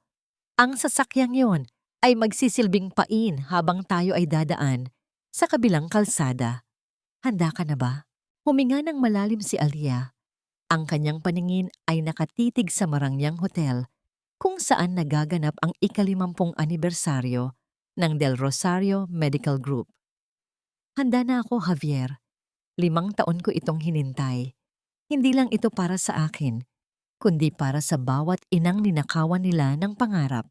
Sa loob ng malaking ballroom, ang hangin ay puno ng amoy ng mamahaling pabango at ang kalansing ng mga kristal na baso na nagtatamaan sa bawat pagbati. Ang bawat sulok ay pinalamutian ng mga puting bulaklak na tila sumisimbolo sa kalinisan, isang kabaligtaran sa madilim na katotohanang itinatago ng pamilyang nagdiriwang. Sa gitna ng entablado, nakatayo si Doña Esperanza, suot ang isang kulay gintong gown na nagniningning sa ilalim ng mga dambuhalang ilaw. Sa tabi niya ay si Luciano, na kahit nakangiti ay baka sa mga mata ang isang uri ng pagkabagabag na hindi kayang itago ng kanyang tuxedo. Tayo ang haligi ng medisina sa bansang ito. Ang boses ni Doña Esperanza ay umaalingaw-ngaw sa buong silid, puno ng pagmamalaki at kapangyarihan. At ngayong gabi, hindi lang natin ipinagdiriwang ang nakaraan, kundi ang kinabukasan. Ang pagpapatuloy ng dugo at dangal ng mga Del Rosario sa pamamagitan ng bagong henerasyon. Habang nagpapalakpakan ang mga panauhin, dahan-dahang bumukas ang naglalakihang pinto ng ballroom. Ang lahat ng mata ay lumingon nang marinig ang tunog ng mabibigat na sapatos na humahakbang sa makintab na sahig. Doon, sa gitna ng liwanag, lumitaw si Althea. Hindi siya nakasuot ng puti, gaya ng nakagawian. Suot niya ang isang matingkad na pulang gown na tila isang buhay na apoy sa gitna ng maputlang karangyaan. Ang kanyang tindig ay tuwid, ang kanyang mukha ay walang bakas ng takot, at ang kanyang presensya ay tila isang bagyo na biglang pumasok sa isang payapang silid. Namutla si Doña Esperanza nang makita ang babaeng kanyang minaliit. Ang baso ng champagne sa kanyang kamay ay dahan-dahang nanginig, nagiging sanhi upang ang likido sa loob nito ay gumalaw ng hindi natural. Mabilis na lumapit ang mga security guard, ngunit bago pa man sila makahakbang, lumitaw si Javier sa likuran ni Althea. Ang kanyang mga mata ay may dalang babalang, tila nagpako sa mga tauhan sa kanilang kinatatayuan. "What is the meaning of this, Althea?" Ang boses ni Luciano ay nanginginig sa pagitan ng gulat at galit habang bumababa siya ng entablado. "You are not invited here. Lumabas ka bago ko patawagin ang pulis." "Invited or not, Luciano, I am here as the ghost of your past." Ang sagot ni Althea ay malamig at malinaw, sapat na para marinig ng mga malapit na panauhin. "And ghostly as it may seem, I have brought the truth with me." Marahas na umakyat si Althea sa entablado. Ang bawat hakbang niya ay tila isang pagtapak sa dangal ng mga Del Rosario. Hindi siya nagpatinag ng harangan siya ni Doña Esperanza. Ang matandang babae ay bumulong ng may matinding puot. Huwag mong subukan ang pasensya ko, Tumay. Isang tawag ko lang, mawawala ang lahat ng pinaghirapan mo. Subukan ninyo, Doña Esperanza. Bulong ni Althea pabalik, ang kanyang mga mata ay nakatitig ng diretso sa mga mata ng matanda. Dahil sa gabing ito, ang lahat ng itinatago ninyo sa ilalim ng inyong mga mamahaling hiyas ay tuluyan ng malalantad. Kinuha ni Althea ang mikropono mula sa podium. Isang kilos na nagpatahimik sa buong ballroom. Ang lahat ng mga kamera ng media na naroon para sa anibersaryo ay nakatutok na sa kanya. Ang panginginig ng kanyang mga kamay ay hindi na dahil sa takot, kundi sa isang matinding emosyong nagpupumiglas na kumawala. Ipinagdiriwang ninyo ang 50 taon ng serbisyo. Panimula ni Althea, ang kanyang boses ay puno ng pait at awtoridad. Ngunit ang katotohanan ay 50 taon na ninyong dinudungisan ang inyong mga kamay. Doña Esperanza, Luciano, sabihin ninyo sa mga taong naririto, nasaan ang katarungan para sa mga sanggol at inang namatay dahil sa inyong mga substandard na gamot? Nasaan ang katarungan para sa asawa ng lalaking ito? Itinuro niya si Javier na nakatayo sa ibaba. Isang matinding bulungan ang kumalat sa buong silid na tila isang mabilis na apoy sa tuyong damo. Ang mukha ni Luciano ay naging kulay abo, habang si Doña Esperanza ay pilit na kumakapit sa gilid ng podium upang hindi matumba. Ang takot na matagal nilang ibinaon ay muling nabuhay, at sa bawat segundo ng katahimikan, ang katanungang iniwan ni Althea ay tila isang mitya na anumang sandali ay magpapasabog sa kanilang buong mundo. Ang higanting telon sa likod ni Althea ay biglang nagliwanag, naglalabas ng mga aninong maglalantad sa katotohanang matagal nang ibinaon sa ilalim ng lupa.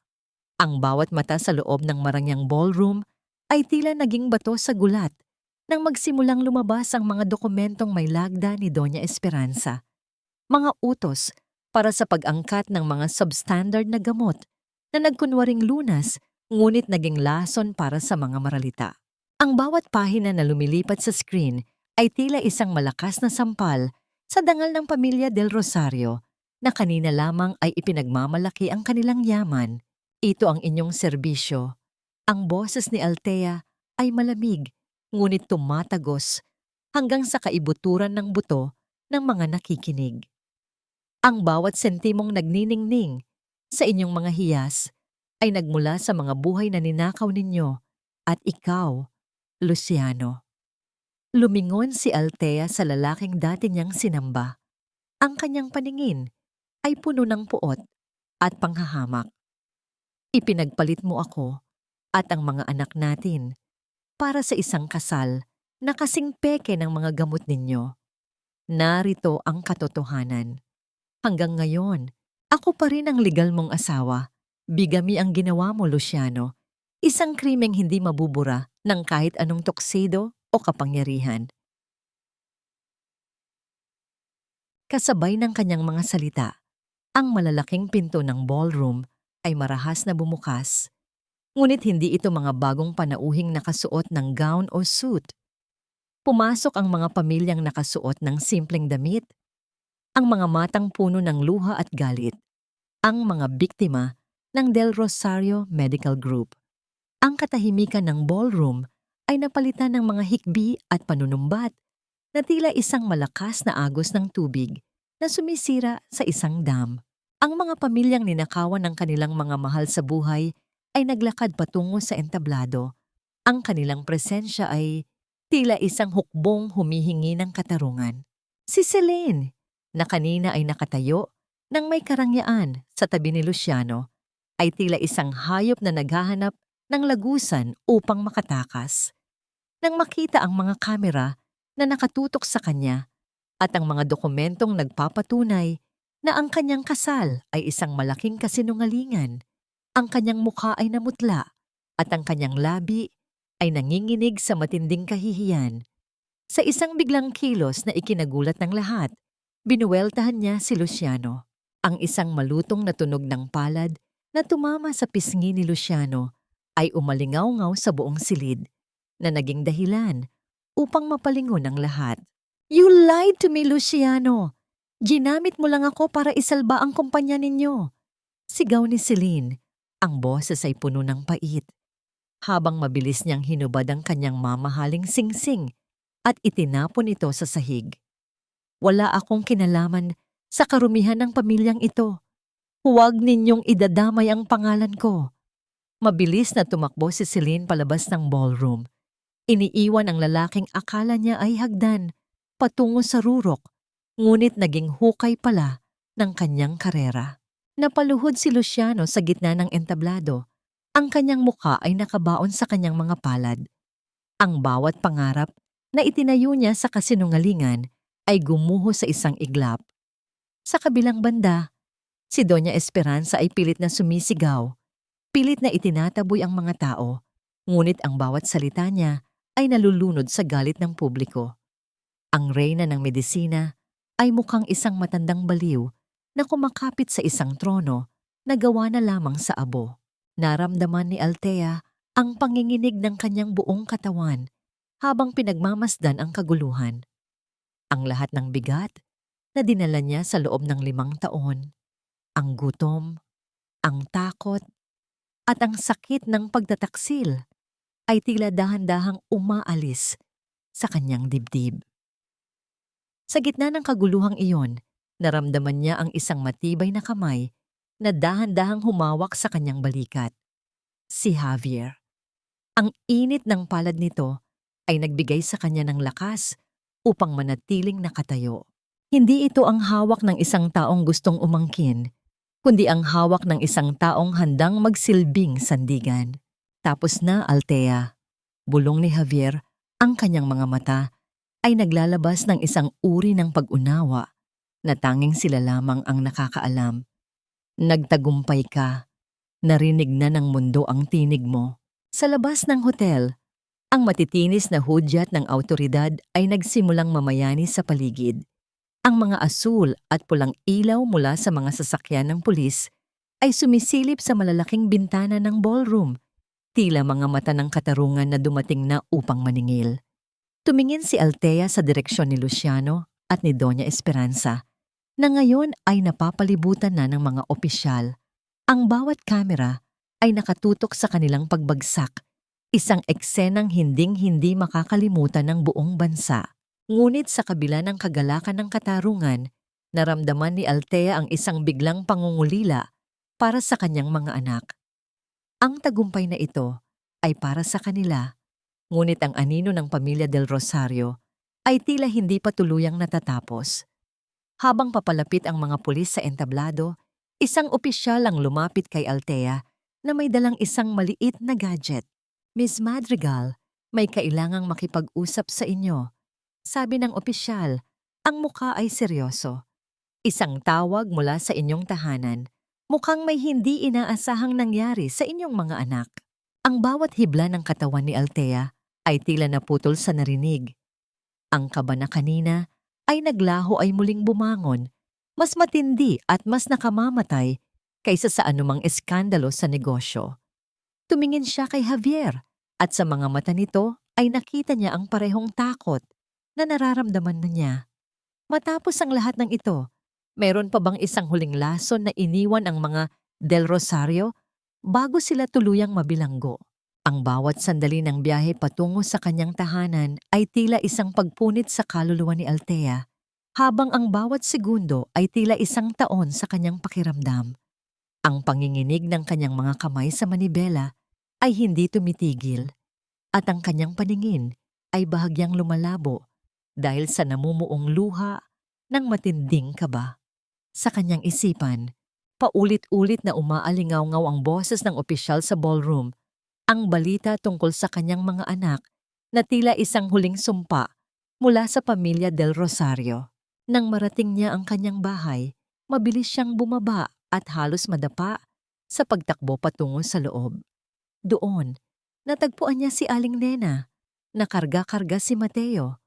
habang si Mirene naman ay nakasubsob sa balikat ng matanda. Ang silid ay puno ng amoy ng luma at mainit na tsa, at ang katahimikan ay tanging pinuputol lamang ng mabibigat na paghinga ng mga bata. Althea, salamat at nandito ka na.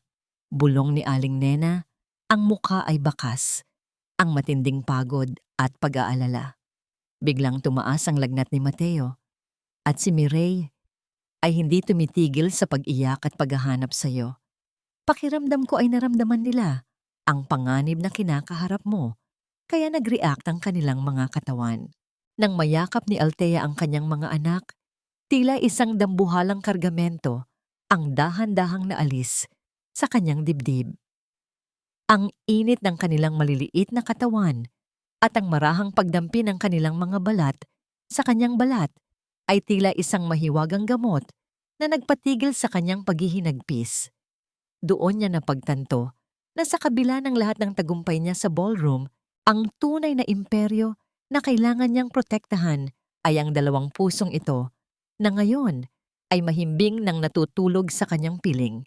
Kinabukasan, ang balita tungkol sa pagbagsak ng Del Rosario Medical Group ay sumakop sa bawat pahayagan at istasyon ng telebisyon. Ang marangyang tore ng kasinungalingan ay tuluyan ng gumuho. Nakita ni Althea sa screen ang eksena kung saan inilalabas ng pulisya si Luciano na nakayuko at tila nawalan na ng anumang bakas ng pagiging makapangyarihan. Ngunit ang mas matinding balita ay tungkol kay Doña Esperanza. Sa gitna ng kaguluhan sa presinto, habang kinukuhaan ng impormasyon, ang matandang babae ay biglang nawalan ng kontrol sa kanyang katawan. Ang kanyang mukha ay bumagsak at ang kanyang pananalita ay naging hindi na maunawaan. Ang reyna na dati ay punong-puno ng mapanirang salita ay ngayon ay tila isang piping rebulto. Tinitignan ng mundo ng may takot sa loob ng isang silid sa ospital. Isang matinding katahimikan ang bumalot kay Althea habang pinapanood ang anino ng kanyang dating biyenan. Walang kagalakan sa kanyang puso, tanging isang malalim na pakiramdam ng paglaya mula sa isang napakahabang bangungot. Ang karma na matagal na niyang ipinagdarasal ay dumating sa paraang hindi niya inaasahan. Ang pagkait sa boses at lakas ng babaeng kailanman ay hindi naging makataos sa kanya. Justice is served, Althea. Ang boses ni Javier mula sa kanyang likuran ay puno ng katapatan. The hospitals are being audited at ang lahat ng mga biktima ay makakatanggap na ng katarungan. You did it. You broke the chain. Dahan-dahang tumayo si Althea. Tiningnan niya ang kanyang sarili sa salamin. Suot pa rin niya ang pulang gown mula kagabi. Ngunit ang kulay nito ay tila paalala na lamang ng isang digmaang natapos na. Isang desisyon ang nabuo sa kanyang isipan. Maingat niyang hinubad ang kanyang mamahaling sapatos at itinakwil ang bawat hiyas na suot niya. Naglakad siya nang nakayapak sa sahig ng kanyang bahay. Ninanamnam ang lamig ng semento na tila nagbabalik sa kanya sa lupa.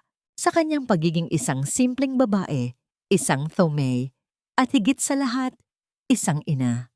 Hindi ko na kailangan ng mga ito, Javier, mahinang sabi ni Althea habang nakatingin sa labas ng bintana, kung saan ang sikat ng araw ay dahan-dahang sumisikat. Ang tunay na yaman ay nandito sa loob ng bahay na ito. Ang tagumpay ay hindi ang makitang naghihirap sila, kundi ang malaman na hinding-hindi na nila muling madidilim ang buhay ng mga anak ko. Ngunit sa gitna ng kanyang kapayapaan, lumapit si Javier na may dalang isang maliit at gusot na sobre. Ang kanyang mukha ay seryoso. Tila may isang huling bagay na hindi pa natatapos. Inilapag niya ang sobre sa ibabaw ng mesa. Isang sulat na galing sa loob ng kuta ng kulungan. Liham ito mula kay Luciano. Althea, sabi ni Javier, ang kanyang mga mata ay nagtatanong kung handa na ba ang babaeng kaharap niya. Gusto kanyang makita sa huling pagkakataon bago ang kanyang formal na hatol.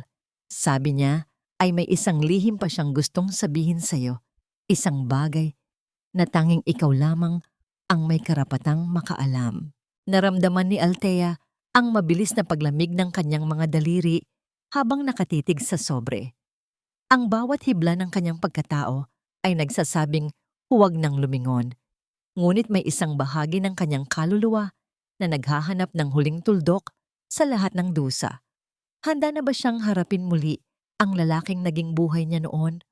O ang sulat na ito ay isa na namang patibong upang muling buksan ang sugat na kakasara pa lamang? Ang bawat hakbang ni Althea sa loob ng malamig at sementadong pasilyo ng piitan ay tila isang pagbabalik tanaw sa lahat ng sakit na kanyang pinagdaanan. Ang amoy ng lumang bakal at ang halumigmig ng paligid ay nagbibigay ng isang uri ng bigat na tila sumasakal sa bawat hininga niya.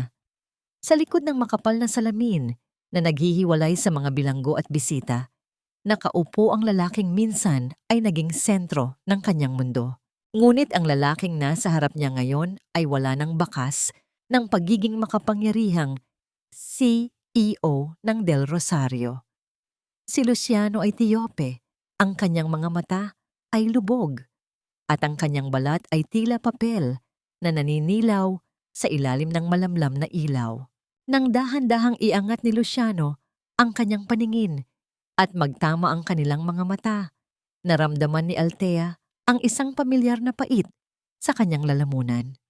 Ngunit sa pagkakataong ito, hindi na ito ang pait ng galit, kundi ang pait ng awa para sa isang taong winasak ng kanyang sariling mga kamay.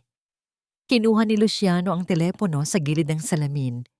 Ang kanyang mga daliri ay nanginginig ng husto. "Althea, dumating ka!" Ang boses ni Luciano mula sa kabilang linya ay basag at tila nanggagaling sa kailaliman ng isang hukay.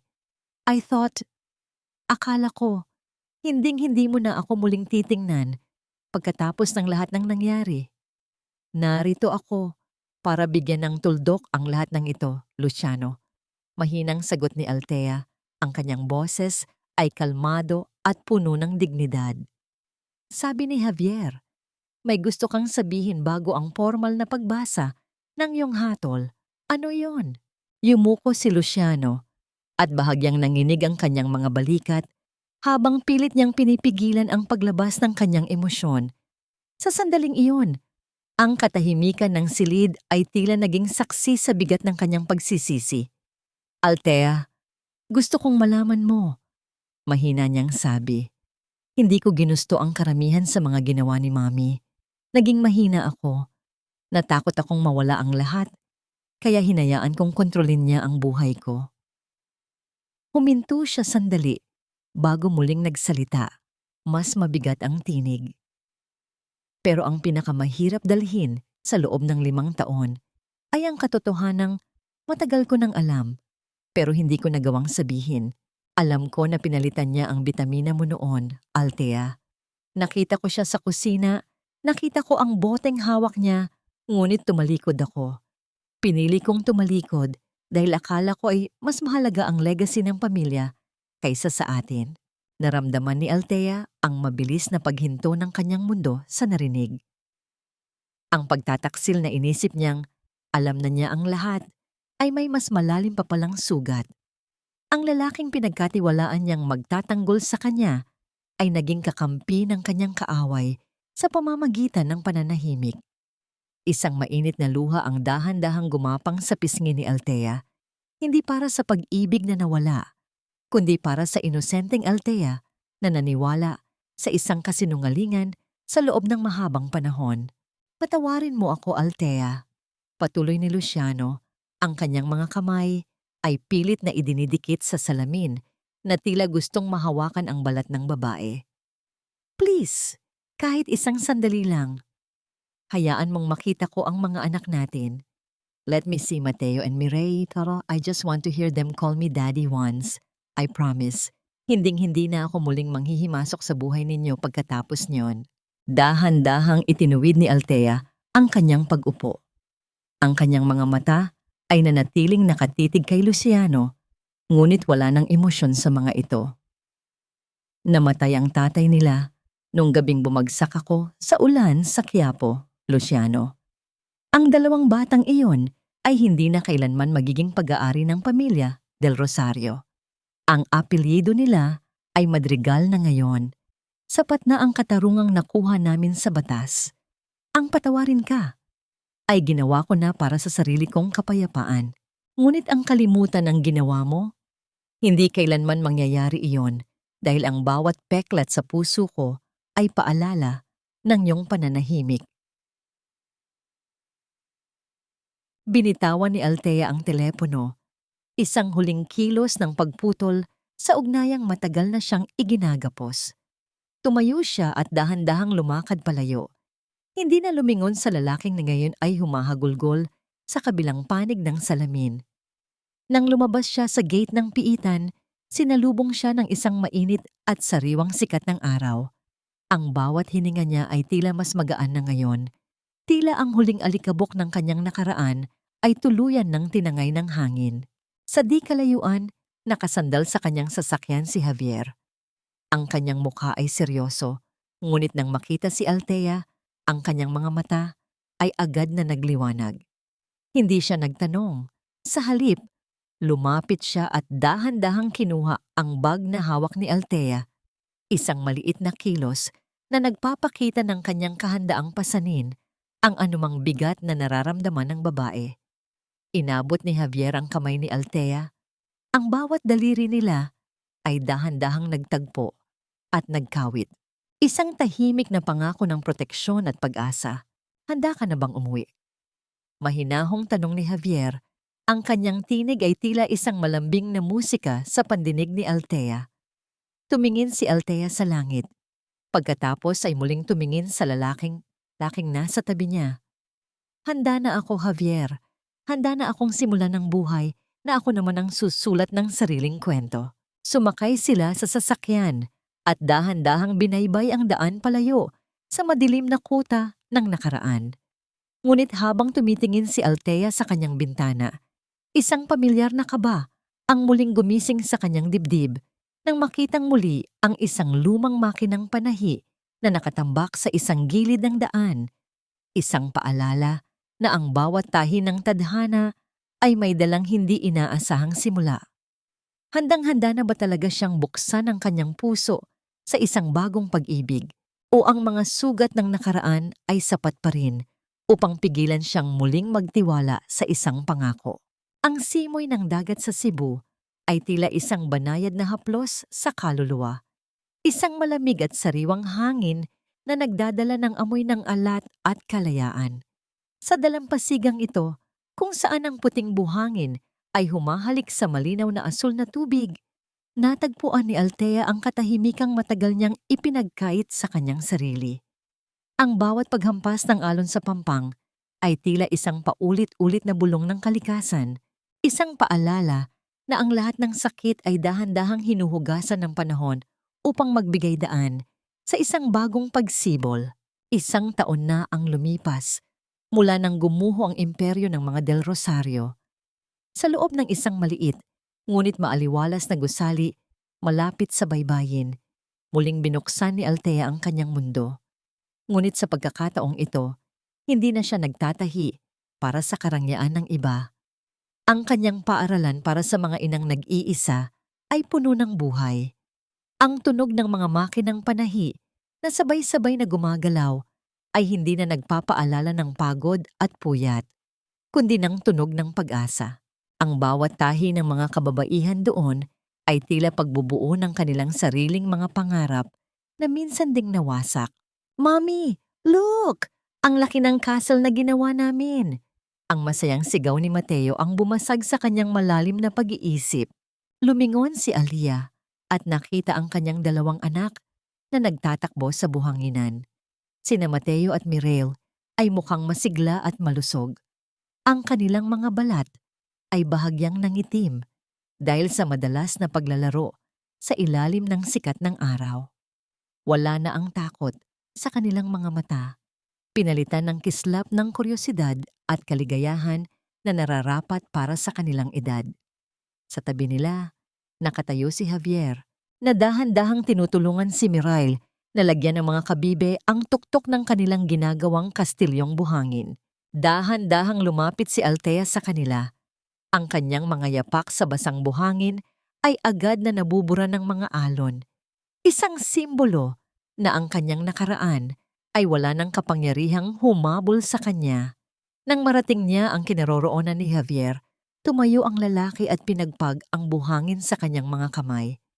Ang kanyang mga mata ay nananatiling nakatuon kay Althea, ang titig na puno ng isang uri ng paghanga at pag-ibig na kailanman ay hindi nagmalo sa loob ng mga taon ng kanilang pagkakaibigan.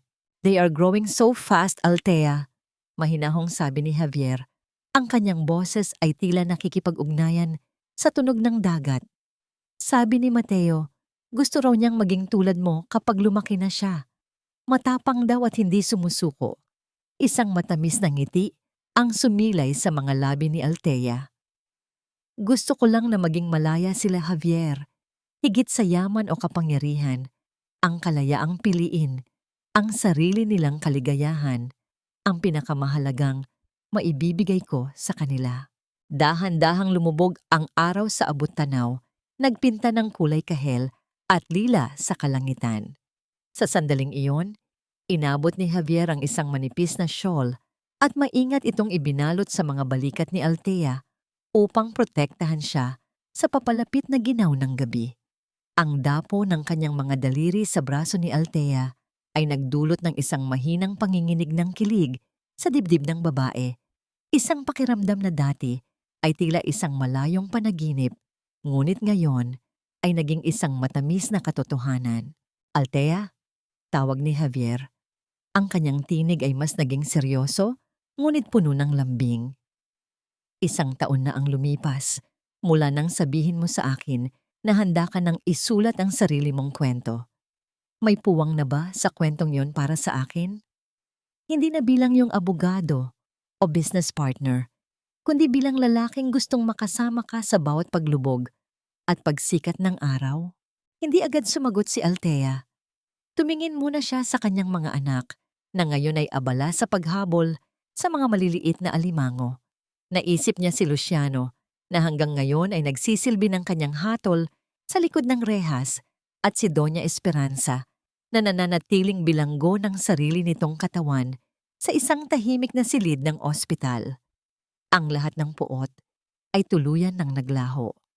Ang pagpapatawad na ibinigay niya ay hindi para sa kanila, kundi para sa kanyang sarili, upang tuluyan na niyang matanggal ang huling tanikala ng kanyang dusa. Lumingon siya kay Javier at dahan-dahang ipinatong ang kanyang kamay sa ibabaw ng kamay ng lalaki.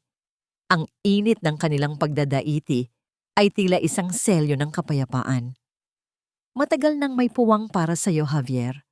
Sa katunayan, ikaw ang nagturo sa akin na ang bawat tahi ng buhay, gaano man ito kasakit, ay bahagi ng isang mas malaking disenyo na hahantong sa ganitong uri ng katahimikan." Nagtagama ang kanilang mga paningin at sa gitna ng dapit hapon, ang bawat hininga nila ay tila nagkakaisa sa himig ng kalikasan.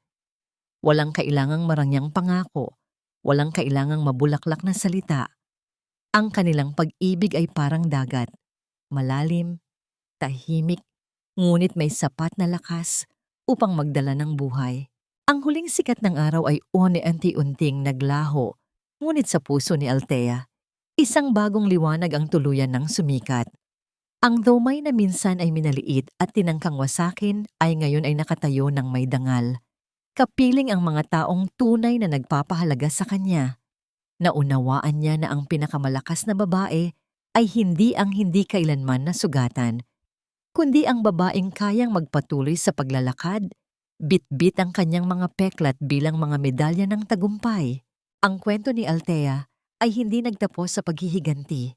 Nagtapos ito sa paghilom, sa pagtanggap, at sa pagtuklas na ang tunay na katarungan ay ang pagkakaroon ng lakas na muling magmahal ng walang takot. Habang naglalakad sila pabalik sa kanilang tahanan, bit-bit ang tawanan ni Mateo at Mireille.